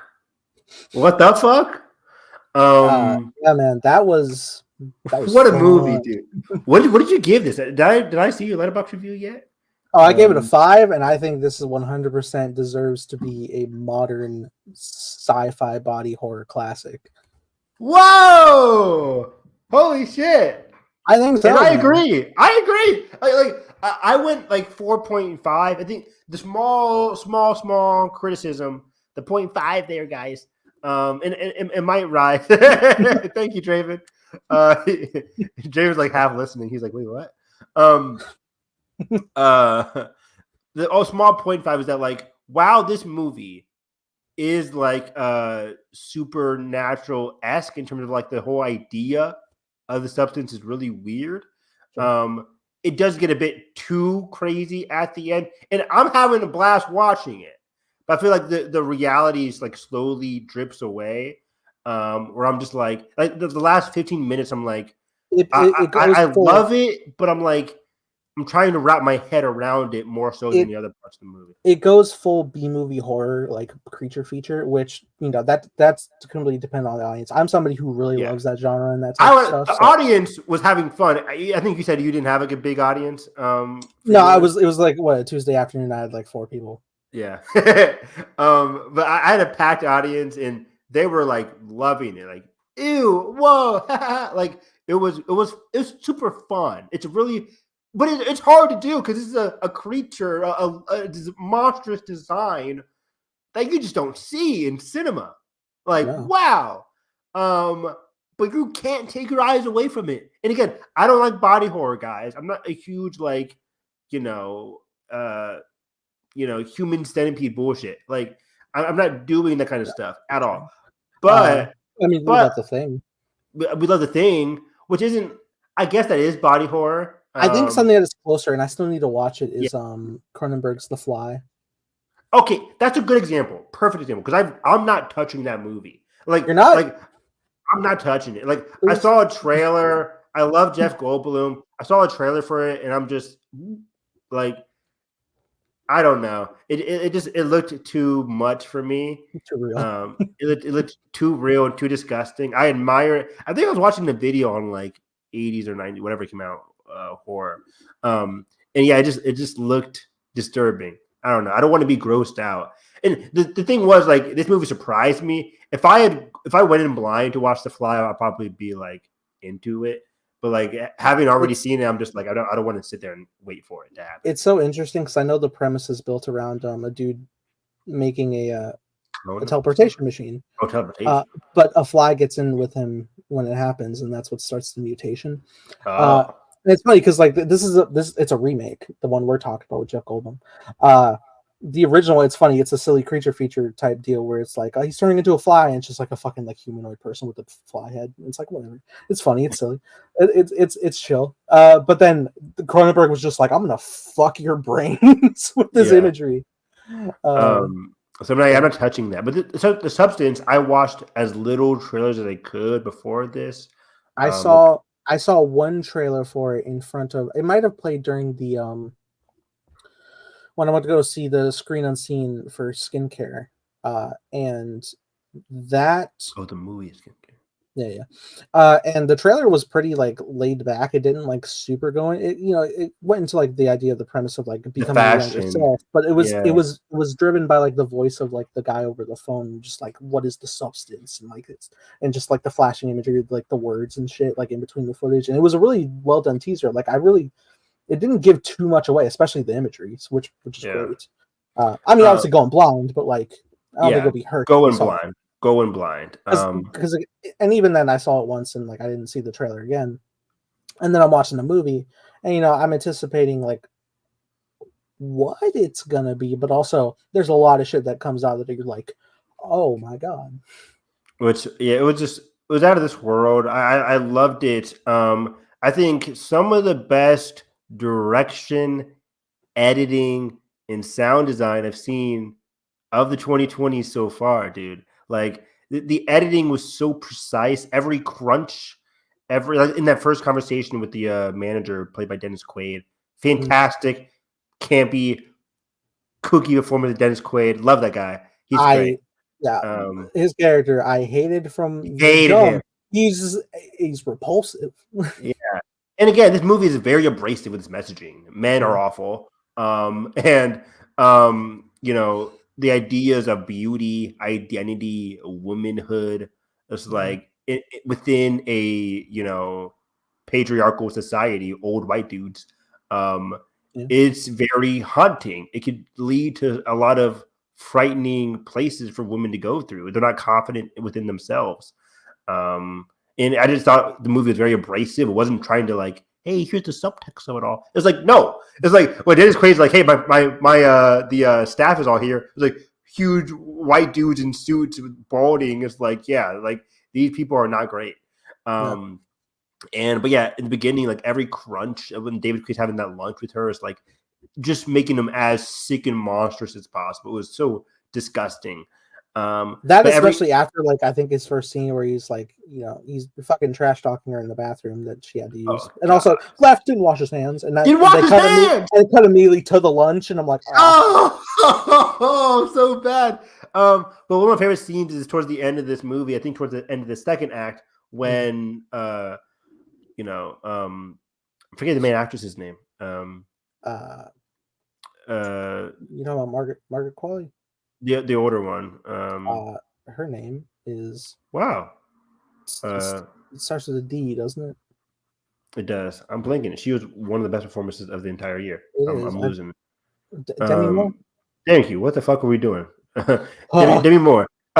When she is like she's like losing it as she's watching a video, an interview of Margaret Qualley on the TV. And she's just like stirring and it's like cutting back and forth between the interview and her stirring and eating and stirring and eating. And Margaret Qualley talking about like what she's like going through and making fun of Demi Moore's character about her older versions. Like I didn't actually watch her TV show. I just thought I was just so immersed in this reality, dude. Like in terms of like what Margaret Qualley is going through, what Demi Moore's character was going through.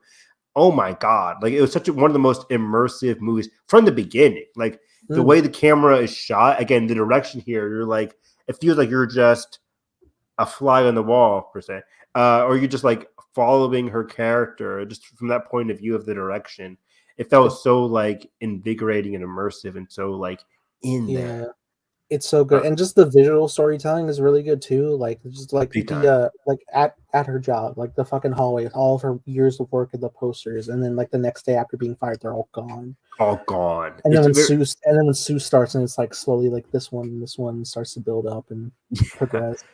It's very sharp dialogue with some sharp imagery, like Nathan says. Like a lot of like big, blatant, sharp, and beautiful imagery as well. Like like this movie gets progressively more unsettling and more disgusting a little bit. But like the colors, the vibrant colors, the way it clashes with people's like I had to question for a minute. I was like, what is the time period? Yeah, it's a great point. It's very modern-esque. Yeah, it definitely. As soon as I saw that she had a fucking flat screen, I was like, okay. But we were starting. I was like, is it the 80s? She's a 4K. I mean, it has like a shot on film kind of aesthetic at times. Yeah, it was just a really beautiful film to look at. Let's also let's talk about the actual premise of the substance. Yeah, like go in. Well, okay. So first off, this is an interesting little bit. Just from the jump is like she gets in a car crash and then she has a breakdown in the doctor's office, and like the nurse assistant is there, who we realize is he's a guy who is also on the substance. This is his young self, and he tips her off. His arm is like very degrading a little bit, yeah. But yeah, he tips her off on it, and then this is later in the movie when she's like losing herself with her hands on that stuff. She's in that diner. She bumps into him, but his real older self, who starts to like, say like doesn't it get lonely, like it's like the despair of it all, and it's like, why did you brought me into this? Why did you bring me? Yeah, what the hell, dude? You could have warned me about it. I said something about it, but like maybe maybe. And then she's at the time, I was gonna say maybe at the time it was when he invited her. It was at a time when his younger self was more, hey, you should do this. It works out for me, the younger self. The older self was like, I'm dying. He's taking blood from me, basically. He's taking my life energy. It's really captivating. But yeah, the substance itself is really interesting. I love the whoever the voice actor is for the so good. Yeah, I didn't know who. I didn't figure that out who did the voice. Very serious. Like it doesn't get angry, doesn't get sad, doesn't get happy. It's It's like, hey, you missed the days. That was it. Yeah, literally every time. It all comes back to like whatever's wrong, you did this to yourself. You. Yeah. And she was just like, I want this. This is ridiculous. I want this to stop. He's just like, then stop. Hang up. Yeah, I was like, oh shit. No, fuck. You right? Which again, the way the movie tackles the idea of identity. This is actually an interesting point I kind of wanted to bring to you. The whole like crux of the substance is like you have to remember you are one being. There is no you. Yeah, let's talk about this. Yeah. And as the film goes on, Evan, they seem to separate. I don't know if that's true. Because There's multiple moments where like the other person will wake up and see the like fucking chaos they left in their apartment. Is like, what the fuck is this person doing? They don't remember them doing this, going down these paths, doing this interview, and then remembering you said these words yourself that you're getting mad about. That's you. Which it's a great conversation piece because again, it is her. It's a younger version of her. Even from the very beginning, the first scene of this movie, you know, the whole egg yolk scenario. That's like one example of just outside of the perspective of her character. Yeah, where it's like, yes, one's a shinier version of egg yolk, but the other one they're both still egg yolk. Like they're both still you, but they seem to be going through and living different lives and not being aware of what's going on, like Nathan said here. It's very interesting. Outside of the perspective that, like, yeah, one is older, going through a different life journey than the younger one. They still don't they don't go in there and be like, okay, so I've learned all this stuff from the past week from my younger self. Like, no, they're very much unaware. Yeah. There's really good build up too in like the functionality of the whole thing because like breaking it down, well, first off, the whole birthing sequence of it all is wild. Wow. Like, first off, it's really trippy, really cool, really sci-fi, and then but also my brain's like, how the fuck are your inner organs okay? Yeah, are you empty? Like, just crawled out of the spine. Just out of the spine. And you just have like this permanent massive scar forever now that you have to fucking sew yourself. Yeah. Okay, first of all, they give him the whole kit and stuff. I'm like, I still don't know how to do stitches. I am fucking up my back. I don't know how stitches work. Like, I need to watch a YouTube video. Like, I have no idea how to stitch somebody up right now. Like, gross. Yeah. Also, I don't know especially if I'm like a new birth version of myself, and I'm just like, oh, my back's leaking. Yeah, like body's open. What do you do here? And I like how, you know, Mario Qualley initially respects her other self, like, you know, putting her down, but then putting her in the closet. And then just abusing the blood. And what I liked about it wasn't just like red blood. It was like a silky white, you know, it just felt like she was just draining her body. It wasn't just like, hey, all this blood vials. It was just white goo. It was like a clear substance, how it should be, but then it starts to like decay. Oh, dude, just and that was an interesting bit that I really like this this process introducing, because I was even thinking about like, if you wanted more time, couldn't you just like feed the other tube vial and then just get the next shipment, and like now you got 2 weeks, all right, cool. But no, it's like you need the level out, and after the week it starts to degrade it, or even if it doesn't degrade immediately, there part of you is going to be permanently decayed, like literally like a part of you has died. Like first I think it's just her finger that goes about here, and then it becomes her whole hand, and obviously it goes way fucking worse. When Evan, I fucking lost my shit when she brought in like 20 jars. That was and this is the benefit of going to the full theater. The whole audience groaned like, "Oh no!" It's like, don't do this. Like, because you know what's gonna happen. You see like what the fuck happened here. What the fuck is this gonna do? Oh my god! There was even like a greater thing before she's like massively far gone, is like her legs and stuff are like messed up, and it's just like her legs are messed up, her face is messed up, her finger messed up, and then even then she does her hair, and even then she does the whole 20 vials thing. We're like, no, like then you're really gonna be fucked. And it gave her like what 3-5 months or something like that. Maybe she started a relationship with somebody.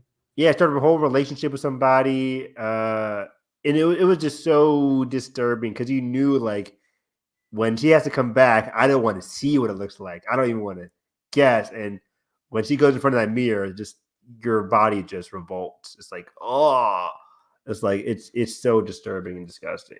It also got really interesting that like depending on where they were in the course of these and like the whole commentary on the beauty standard, just like there's like a bigger personification of like you are either like the most gorgeous person who's ever walked this earth, or you are a frightening monster that I can't bear to look at. Exactly. Even before the grandiose monstro. Exactly. And I guess that's kind of what the movie is saying about as well, where it's like they thought like even in the beginning, an older version of Demi Moore was like, we can't fire you. She still looked beautiful. She got that one weird nerd guy to ask her out. I was so hopeful, Evan. I was so hopeful. Me too. What a sequence of events where it's like, I'm gonna go to the door, come back, go to the door, come back. It was just so hard to watch. Just like she's never gonna leave, isn't she? And she never does. It's so sad. But it's like they thought of her, the business side, thought of her as a monster for not being just a young hot woman. They thought she was a bit too old, and she was like what 40s. So it's just like she looks good. She looks great, but it's like, hey, we want a new image. But it's like again, a new image is just hot young people. It's like it's not what we should be doing here. But yeah, just oh my god, like those 20 vials, that new monstrous. That's when the movie takes a really big, crazy turn because it's like, oh no. And then she has to go for another switch after that. And it was just, oh my God. Like, I didn't expect that at all. I thought the movie was going to end with like her degrading and then going back to her younger self. She's at the New Year's Day thing. And then all like that climax of the New Year's Day thing, the whole tooth coming out. It's like, oh God, she can't speak right now. Like, Morgan Qualley was killing ear that. Falls off. Oh my God. And she's like this. Yeah, it's like, it's so bad. It's wild. So she's just slowly degrading. I think the movie would have been perfect if it ended there. But then she switches again. I was like, no fucking way. Are we going back to this?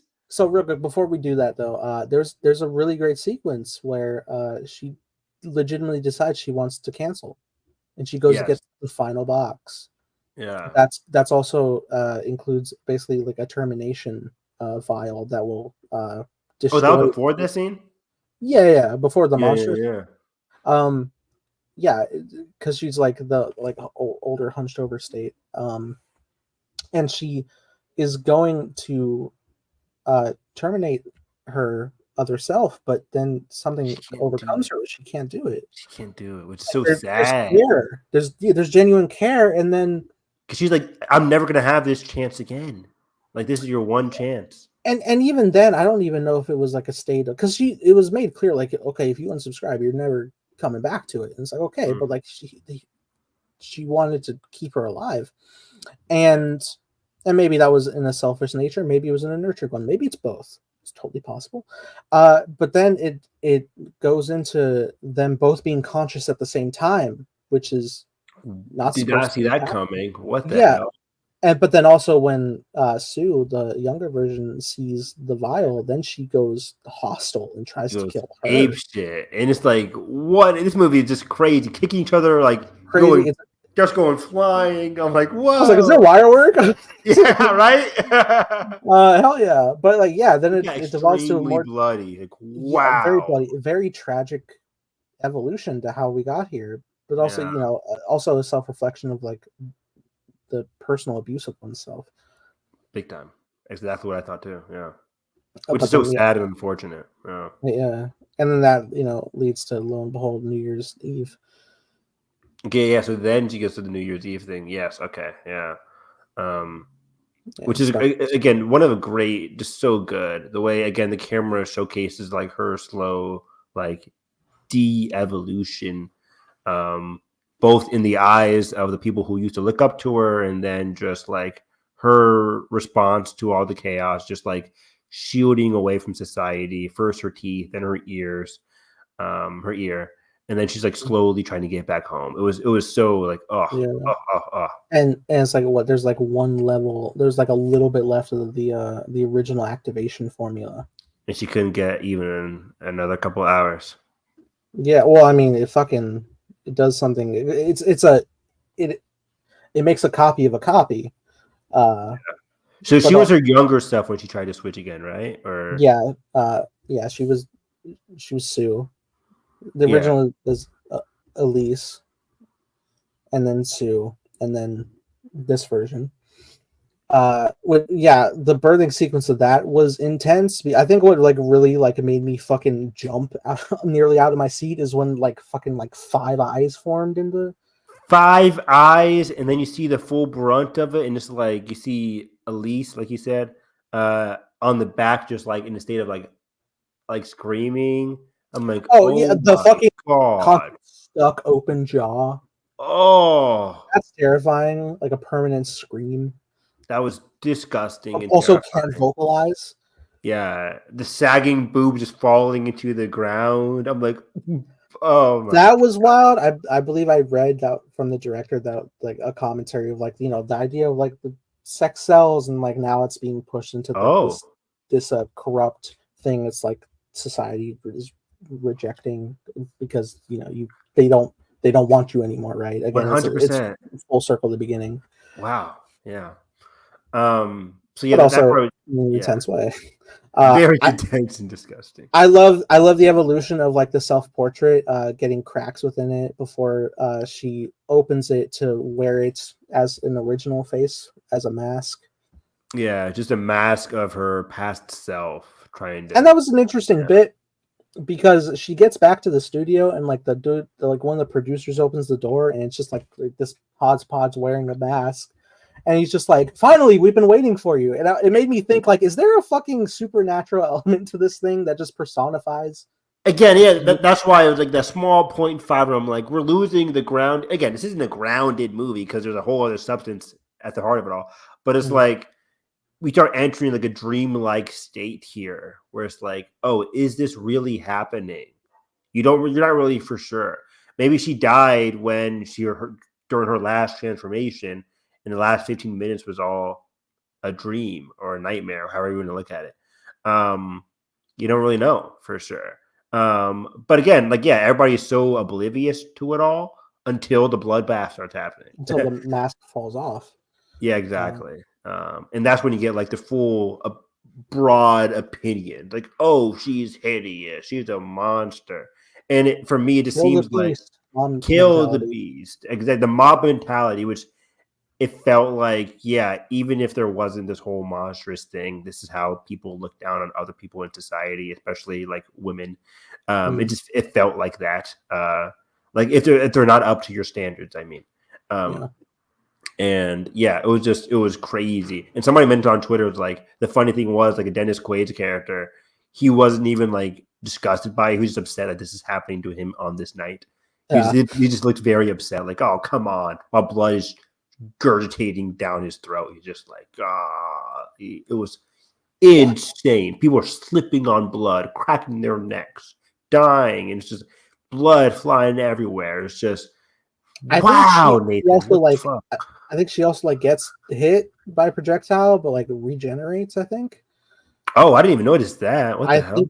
I think that did happen briefly before, you know, she made her way out into escape, just trying to go who knows where before she starts to not just immobilize but literally fall apart, like she fucking falls and explodes. Yeah, it was like, oh, parts of her just going flying. Yeah, just a little bit, which like that remaining face that was stuck on the back, which is finally able to move. And even like the fact that the blob state that she's in has the sentience to be able to crawl to the opening shot of her once a star, her lost legacy, like the one thing that she was cemented in the world for.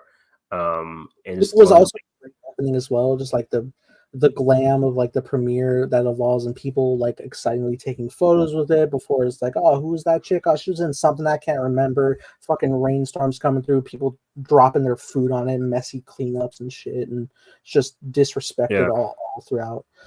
To then come to this point where she like lies on top of it and just she fades into nothingness over it into a mess of her literal final remains that then just nonchalantly gets cleaned up by a street cleaner. Just cleaned up, and she's really forgotten at that point.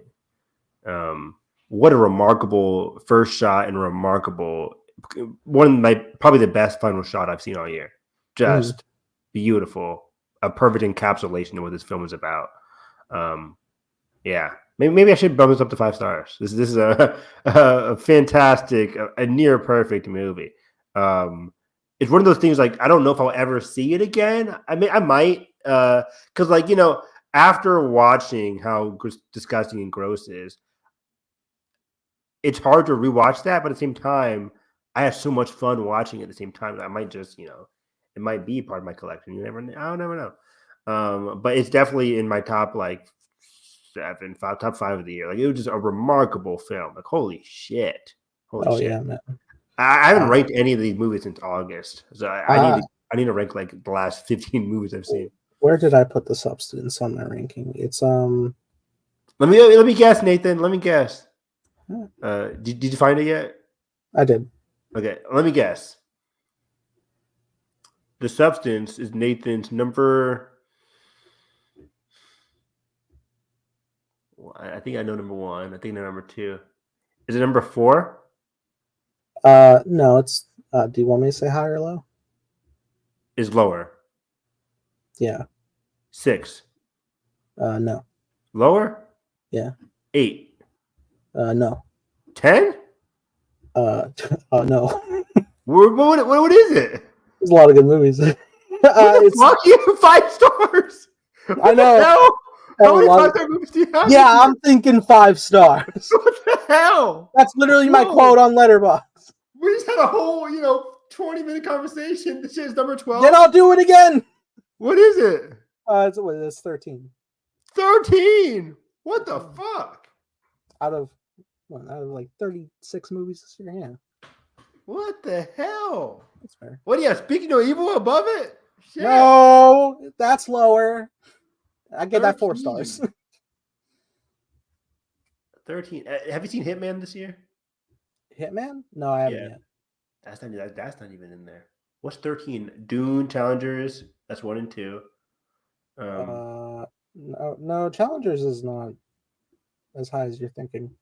Oh, Challengers is below Substance. No, it's above. Furiosa's in there. Yeah, that's number 8. 8. What the fuck? Wait, what? Go through. Give me your top 10 real quick.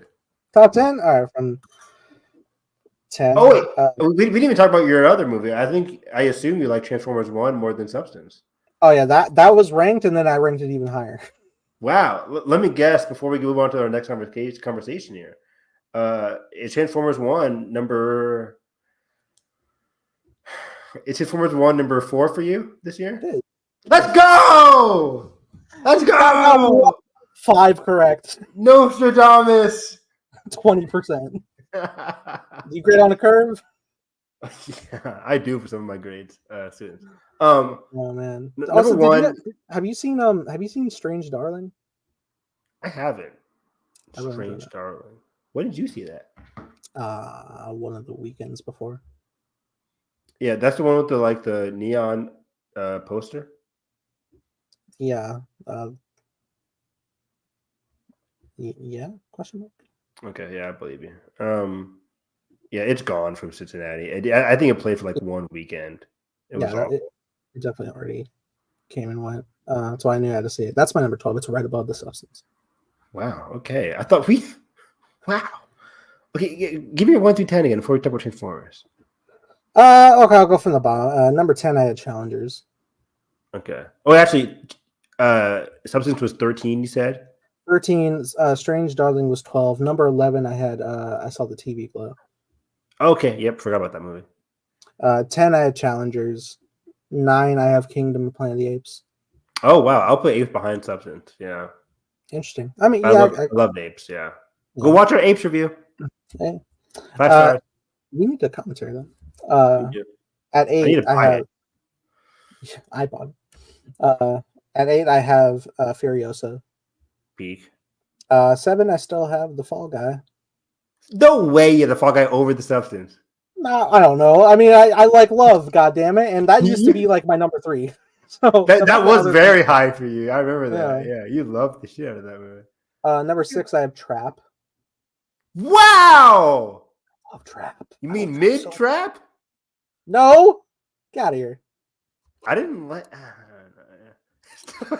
J-Man.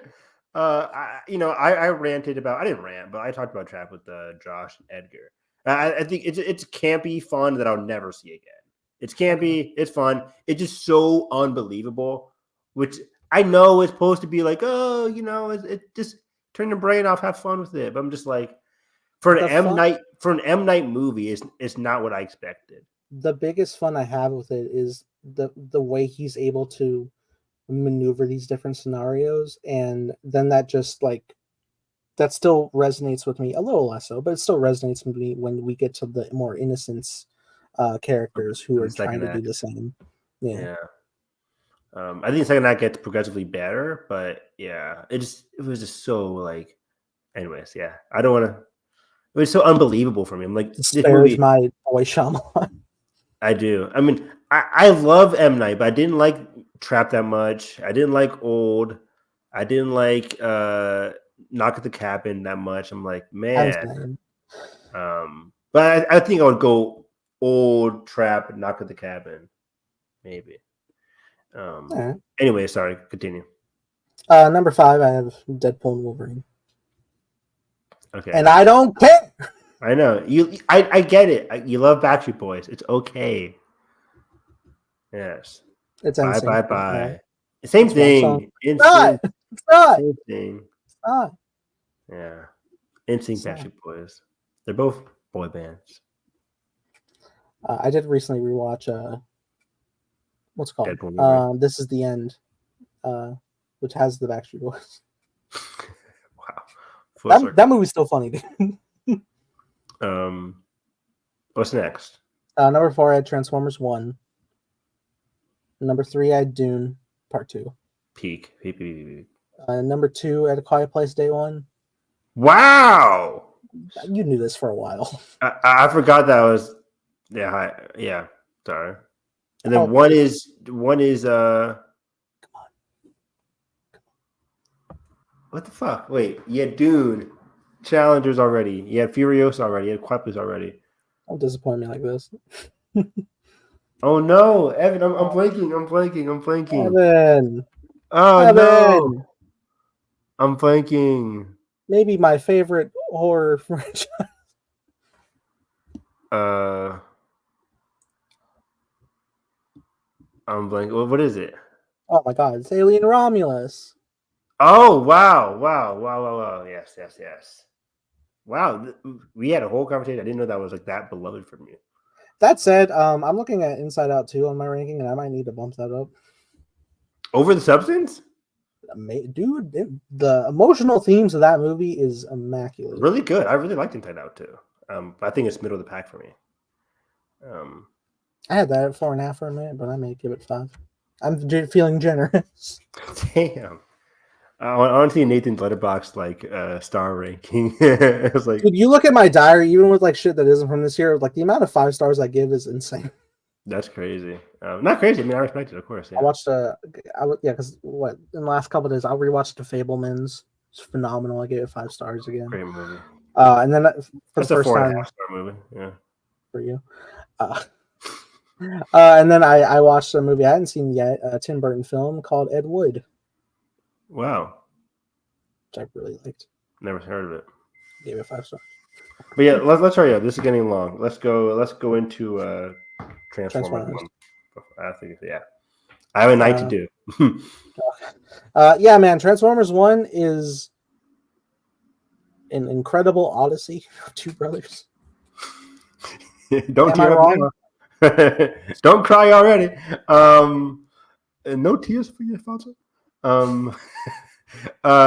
You're not wrong. This was a lot more grand and personal at the same time than I was expecting. Grand in terms of like the implications and the scale of the movie in terms of all this deep lore that wasn't too confusing, and B was very interesting at the same time. I'm not the biggest Transformers fan, but I wasn't lost with all the, Prime, Sentinel Prime.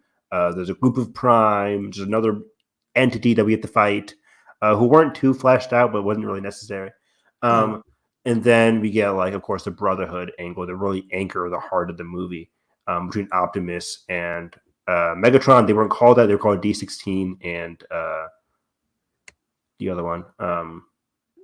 Orion Pax. Orion Pax, yeah. Which, again, crazy name for a kid movie, but again, very understandable. It's Optimus and Megatron, all I really need to know. But holy shit, I think the best benefit about this movie, dude, the voice acting. I was really impressed. Especially, again, given the horrible trailer that we saw. I'm like, this is just Chris Hemsworth and Brian Tyree Henry. Like, it's just them voicing these characters. Why the hell are we doing this? Is the Chris Pratt and Garfield scenario? But I guess Chris Pratt and Mario scenario, where wasn't too bad, but I got used to it. This one, though, yeah, it's on the Chris Hemsworth, but it gets progressively more like the Optimus, and Brian Tyree Henry sounded like him, but his anger kind of like as it corrupts Megatron, you can really hear a distinct evolution of each other's voices as their arcs progress at natural points in the movie. I thought that was truly fascinating and truly incredible on the director to really do that with their voices. It's something you don't really hear a lot in a lot of animated movies. They stick with the same voice, even if they undergo a character arc. But, doing a Transformers movie, you have the ability to literally transform their voices over time. I think that was a very smart, directorial choice. And I just love that aspect. And just the whole Brotherhood dynamic. I love a good Brotherhood, as Nathan said, Odyssey. I love a good Brotherhood tale. It's really, if you get a good one, it's really special. And I love to hear between Megatron and Optimus, where it's just two brothers who have these big dreams and aspirations. But what happens when those dreams are crushed? How will you react? How will that change you? Will you let it change you? And man, I think Megatron and Optimus went on two different paths, but both felt very natural and not like mustache trolly on Optimus's end. It felt very natural. Like, I understand where he's coming from. Would I make Megatron? Yeah. Would I make the same decisions? No, but I understand where he's coming from. I didn't live his life of years of servitude to your dream and idol only for it to crush you and your life feel worthless. That's not what Optimus thought, because he had friends along the way, per se. But Megatron also had friends. He had a brother, and he still let that go, which Optimus didn't do. I just thought that was very genius to have these different character arcs, but both felt very genuine and powerful and earned in their own ways. It was so good. Man, I was really shocked. Quickly, the only other negative was that it felt like, again, I think I mentioned this to you, like the B character just felt very kiddish amongst a very kid movie, but also it's fun, it's kiddish, it has some great comedy. In fairness, I'm pretty sure that's how Bumblebee usually is, even in his talking roles. Exactly. But for me, I'm just like, I felt so invigorated by this whole arc, and then he comes back to Bumblebee and knife hands, and then you go back to the other thing. But either way, I thought that was a remarkable character journey for most of the characters here. Even Scarlett Johansson had a pretty decent voice role. She's always really good with the voice acting, by the way.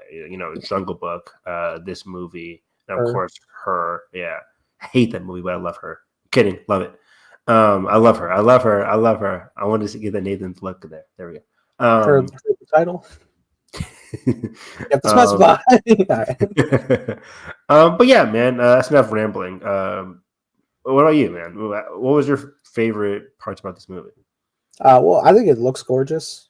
I Yes. know, like some I've heard from some people like the art style wasn't hitting, but I think it works very well. It feels like a nice blend of like the action figures, but also in like a fully realized world. In Not particularly the background. The backgrounds are really well done. The background, like when they're racing, it's cool, but the background while they're yeah. racing, or the backgrounds while they're doing certain events, really looked really cool. And I love like the surface with like the sunset looking like an 80s synth wave style. Exactly. Yeah. Cool stuff there. I really adore, like, again, we talked about it off air, but like the scene on the train when he finds the Megatronus Prime decal to give to him, and that whole evolution of like what that symbol means with Megatron, going from like this idol of his hero to then something that gets like mutilated into his metal flesh, that then becomes a brand for fighting for ultimately the wrong reasons. Yeah. Especially something that you would presume that the original Megatronus Prime would not be about. Would not be about. But the idea, and I love this in movies and TV and fiction, when a symbol, the idea of a symbol, which is a flat, it's a symbol. It doesn't hold a lot of meaning. It holds as much meaning as you give it. It changes over time, depending on your personality, your mindset. If that changes, the symbol then changes. A symbol, again, of your dreams, of your idol, it's still going to be there, no matter if it's given to you by a friend or like branded onto you. It's still there.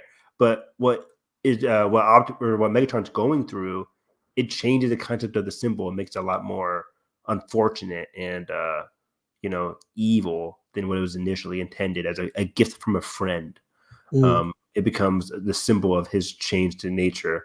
And I'm like, holy shit, this is all happening in a cartoon Transformers movie. Like, this is some deep shit. And I love every second of it. And it all started again, like you said, that whole train scene. Just that's a symbol of like the pure nature, the pure friendship of these two characters. And it's like, oh no, because you know where it's going, which makes it hit so much harder. Yeah, man. I think also the big thing is like just amidst the climax, before the two brothers take on their final forms that we know them. Like Optimus is fighting is fighting Megatron. I forget his name before, but he's fighting them, and things go south for Orion, and he's clearly damaged, and Megatron catches him from falling, but then he lets him fall. That's some Scar shit, man. It absolutely is, and I think that cements the exact point where like he becomes Megatron. I think. He physically let go of his past self. He severed that bond, which is hard to do, and he did it. And then on the flip side, Orion reaching that level of like willing to die for something, which he basically did, is full blown Optimus Prime. So when the fucking gods give him the Matrix and dub the Optimus Prime and his eyes open, and I'm fucking losing my shit. And he becomes Neo. Right. It's amazing. But then also when Megatron gets the power up from Sentinel Prime and steals his transforming core, and then them both like upgrading to like their full sizes, and just the maximum versions of themselves. You feel like you've come full circle. In the most unfortunate of ways. Yeah, it's very tragic because the brothers are lost. But then, and it's like at the one time I'm like, I'm happy Optimus reached this point, and he's like the great leader that I know he's going to be with all of the other Transformers. But then also realizing the full backstory of the tragic fall that has become Megatron and his leading of the Decepticons. Yeah, we didn't get to that. The whole Steve Buscemi as Starscream. Oh my That is God. great casting. Oh my God.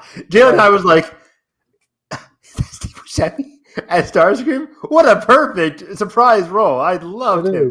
Love him. And I'll tell you what was also really interesting is just the fact of seeing Starscream in like a level of a semblance of power, because he's always seemed kind of like a cowardice, like right hand. You know, I have a problem with the base stuff, but they really Starscream growing up was my guy. I used to have like the whole jet playing around, running around my house. And I loved him in the cartoons and stuff like that. But then in the movie, it's just like he's a bi. But I loved him in this movie. Like it felt very much interesting. And what's so fascinating, dude, is like these early versions of some of the, not all of them, right? Like I think some of the survivors become Decepticons, some of them become, you know, parts of followers of Optimus. I think majority of the Steve Buscemi crew becomes Decepticons. I think so as well. They're in the post credits. Yeah. Or the post credit scene? There's a couple. Did I watch it? I think I did. The first mid credit scene is like a funny gag with B coming back to like his real friends.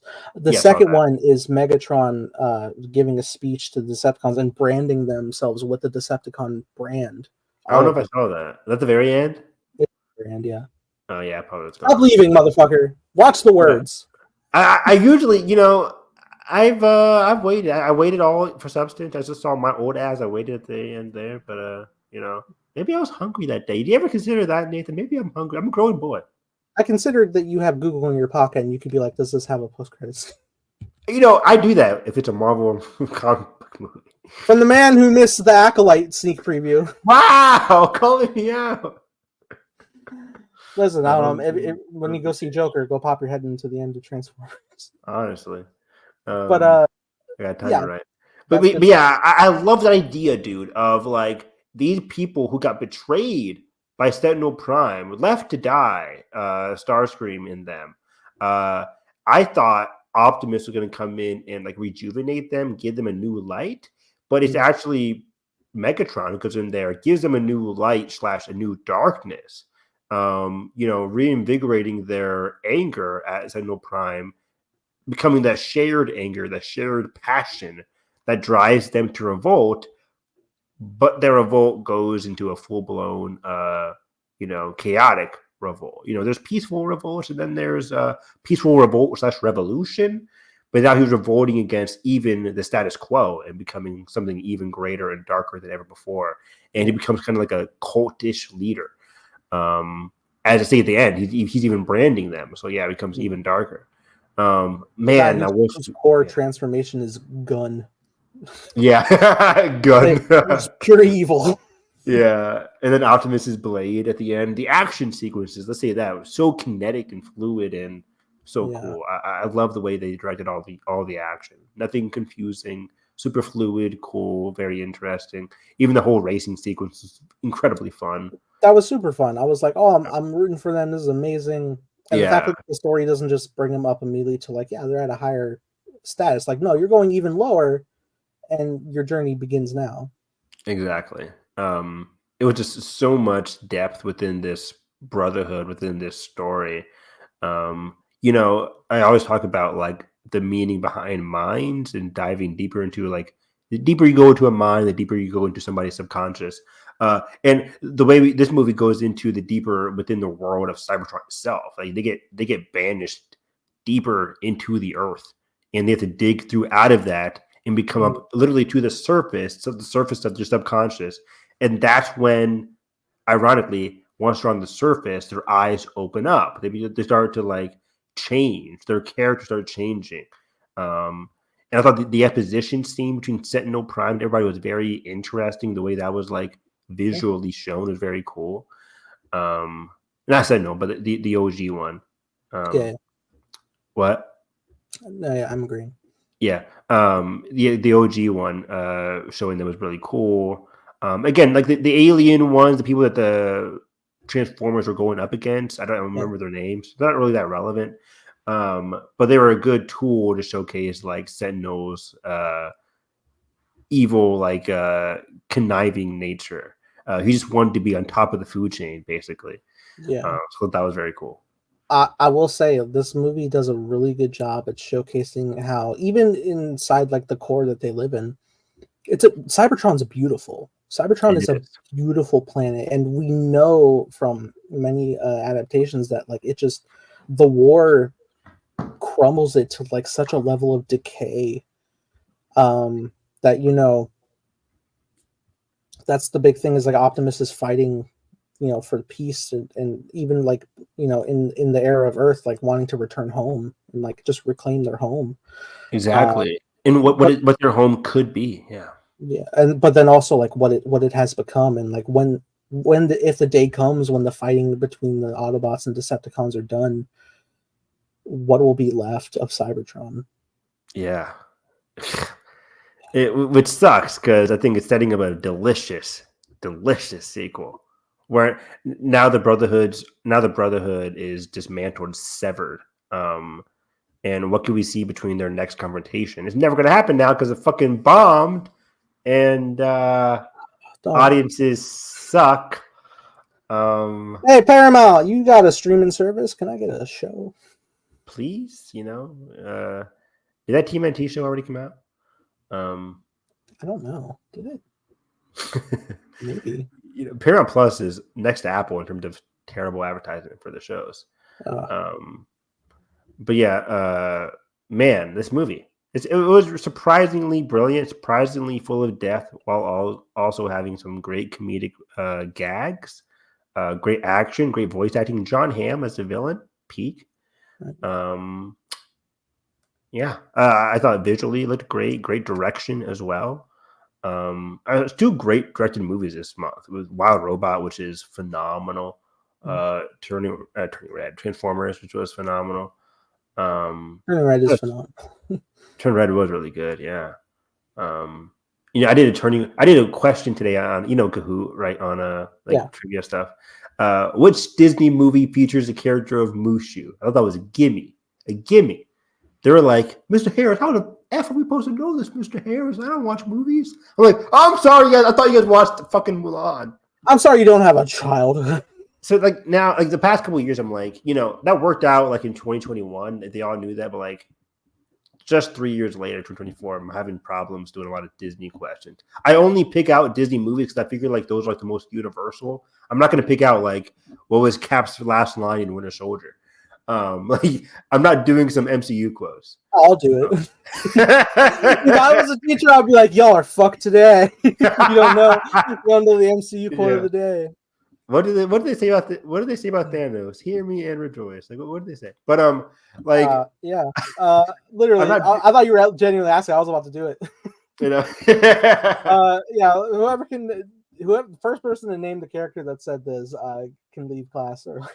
Yeah, so like, I'm trying to do some like other random trivia. Like I want to keep it in movies because I love movies so much. Yeah.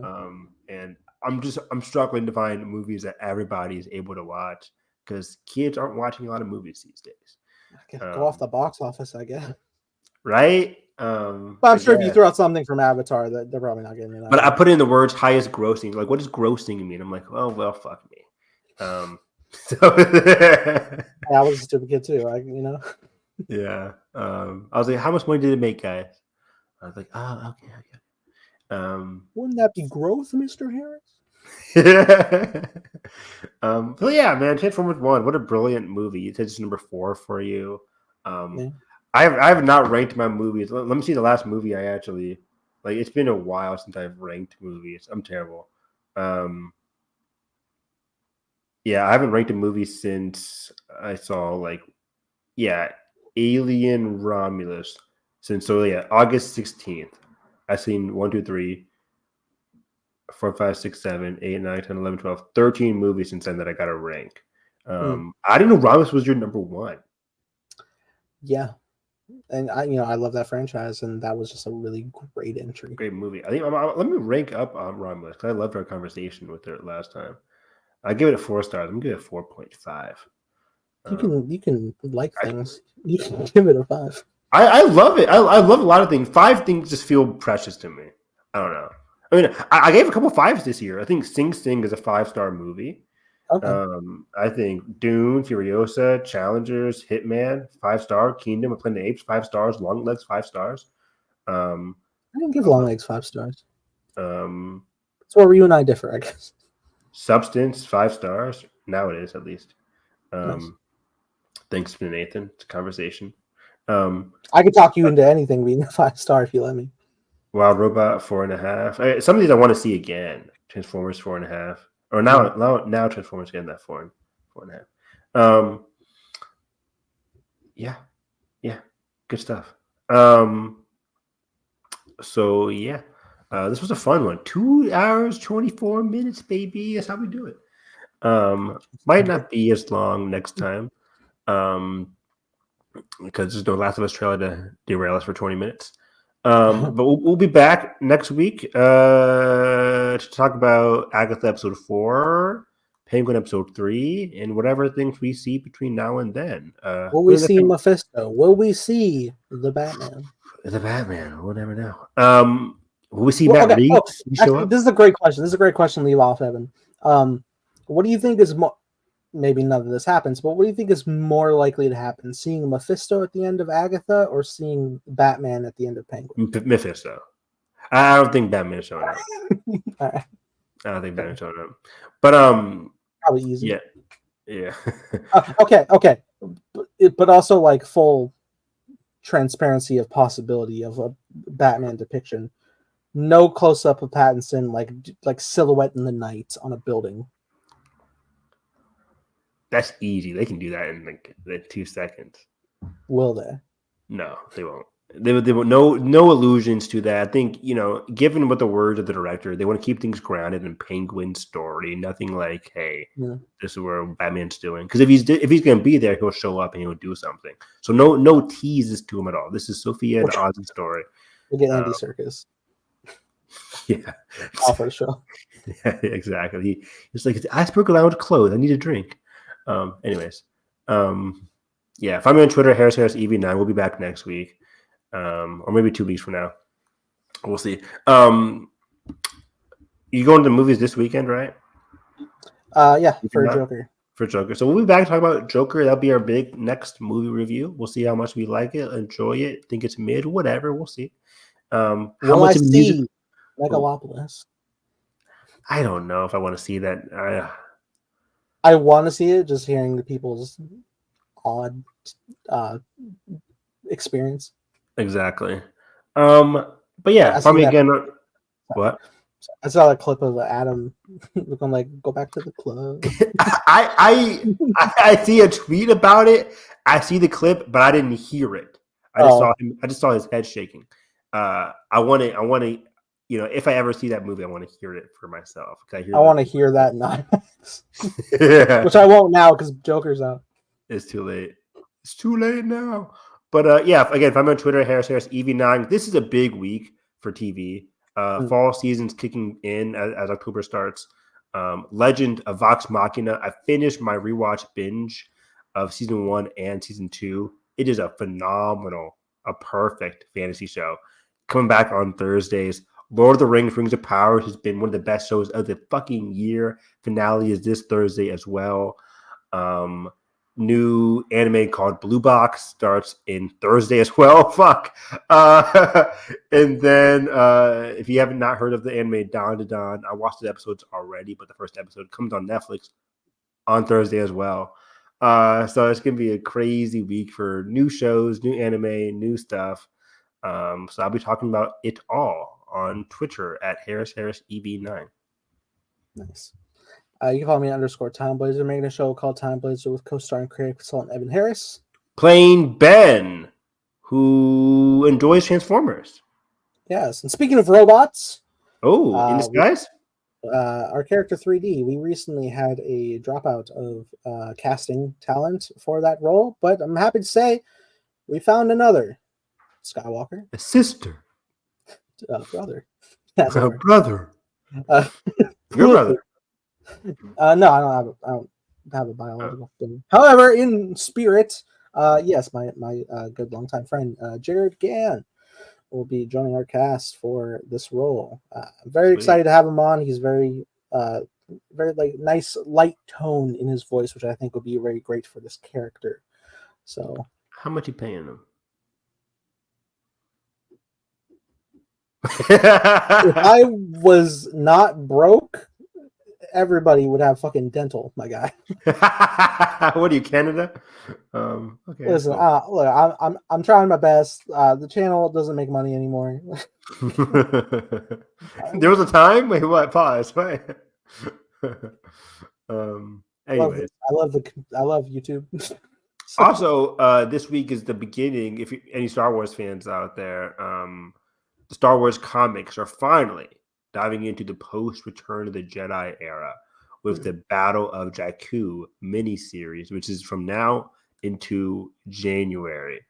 So it's going to be like the battles right after the fall of Endor. We'll see what Leia does right after, they clap. So a lot of that interesting stuff.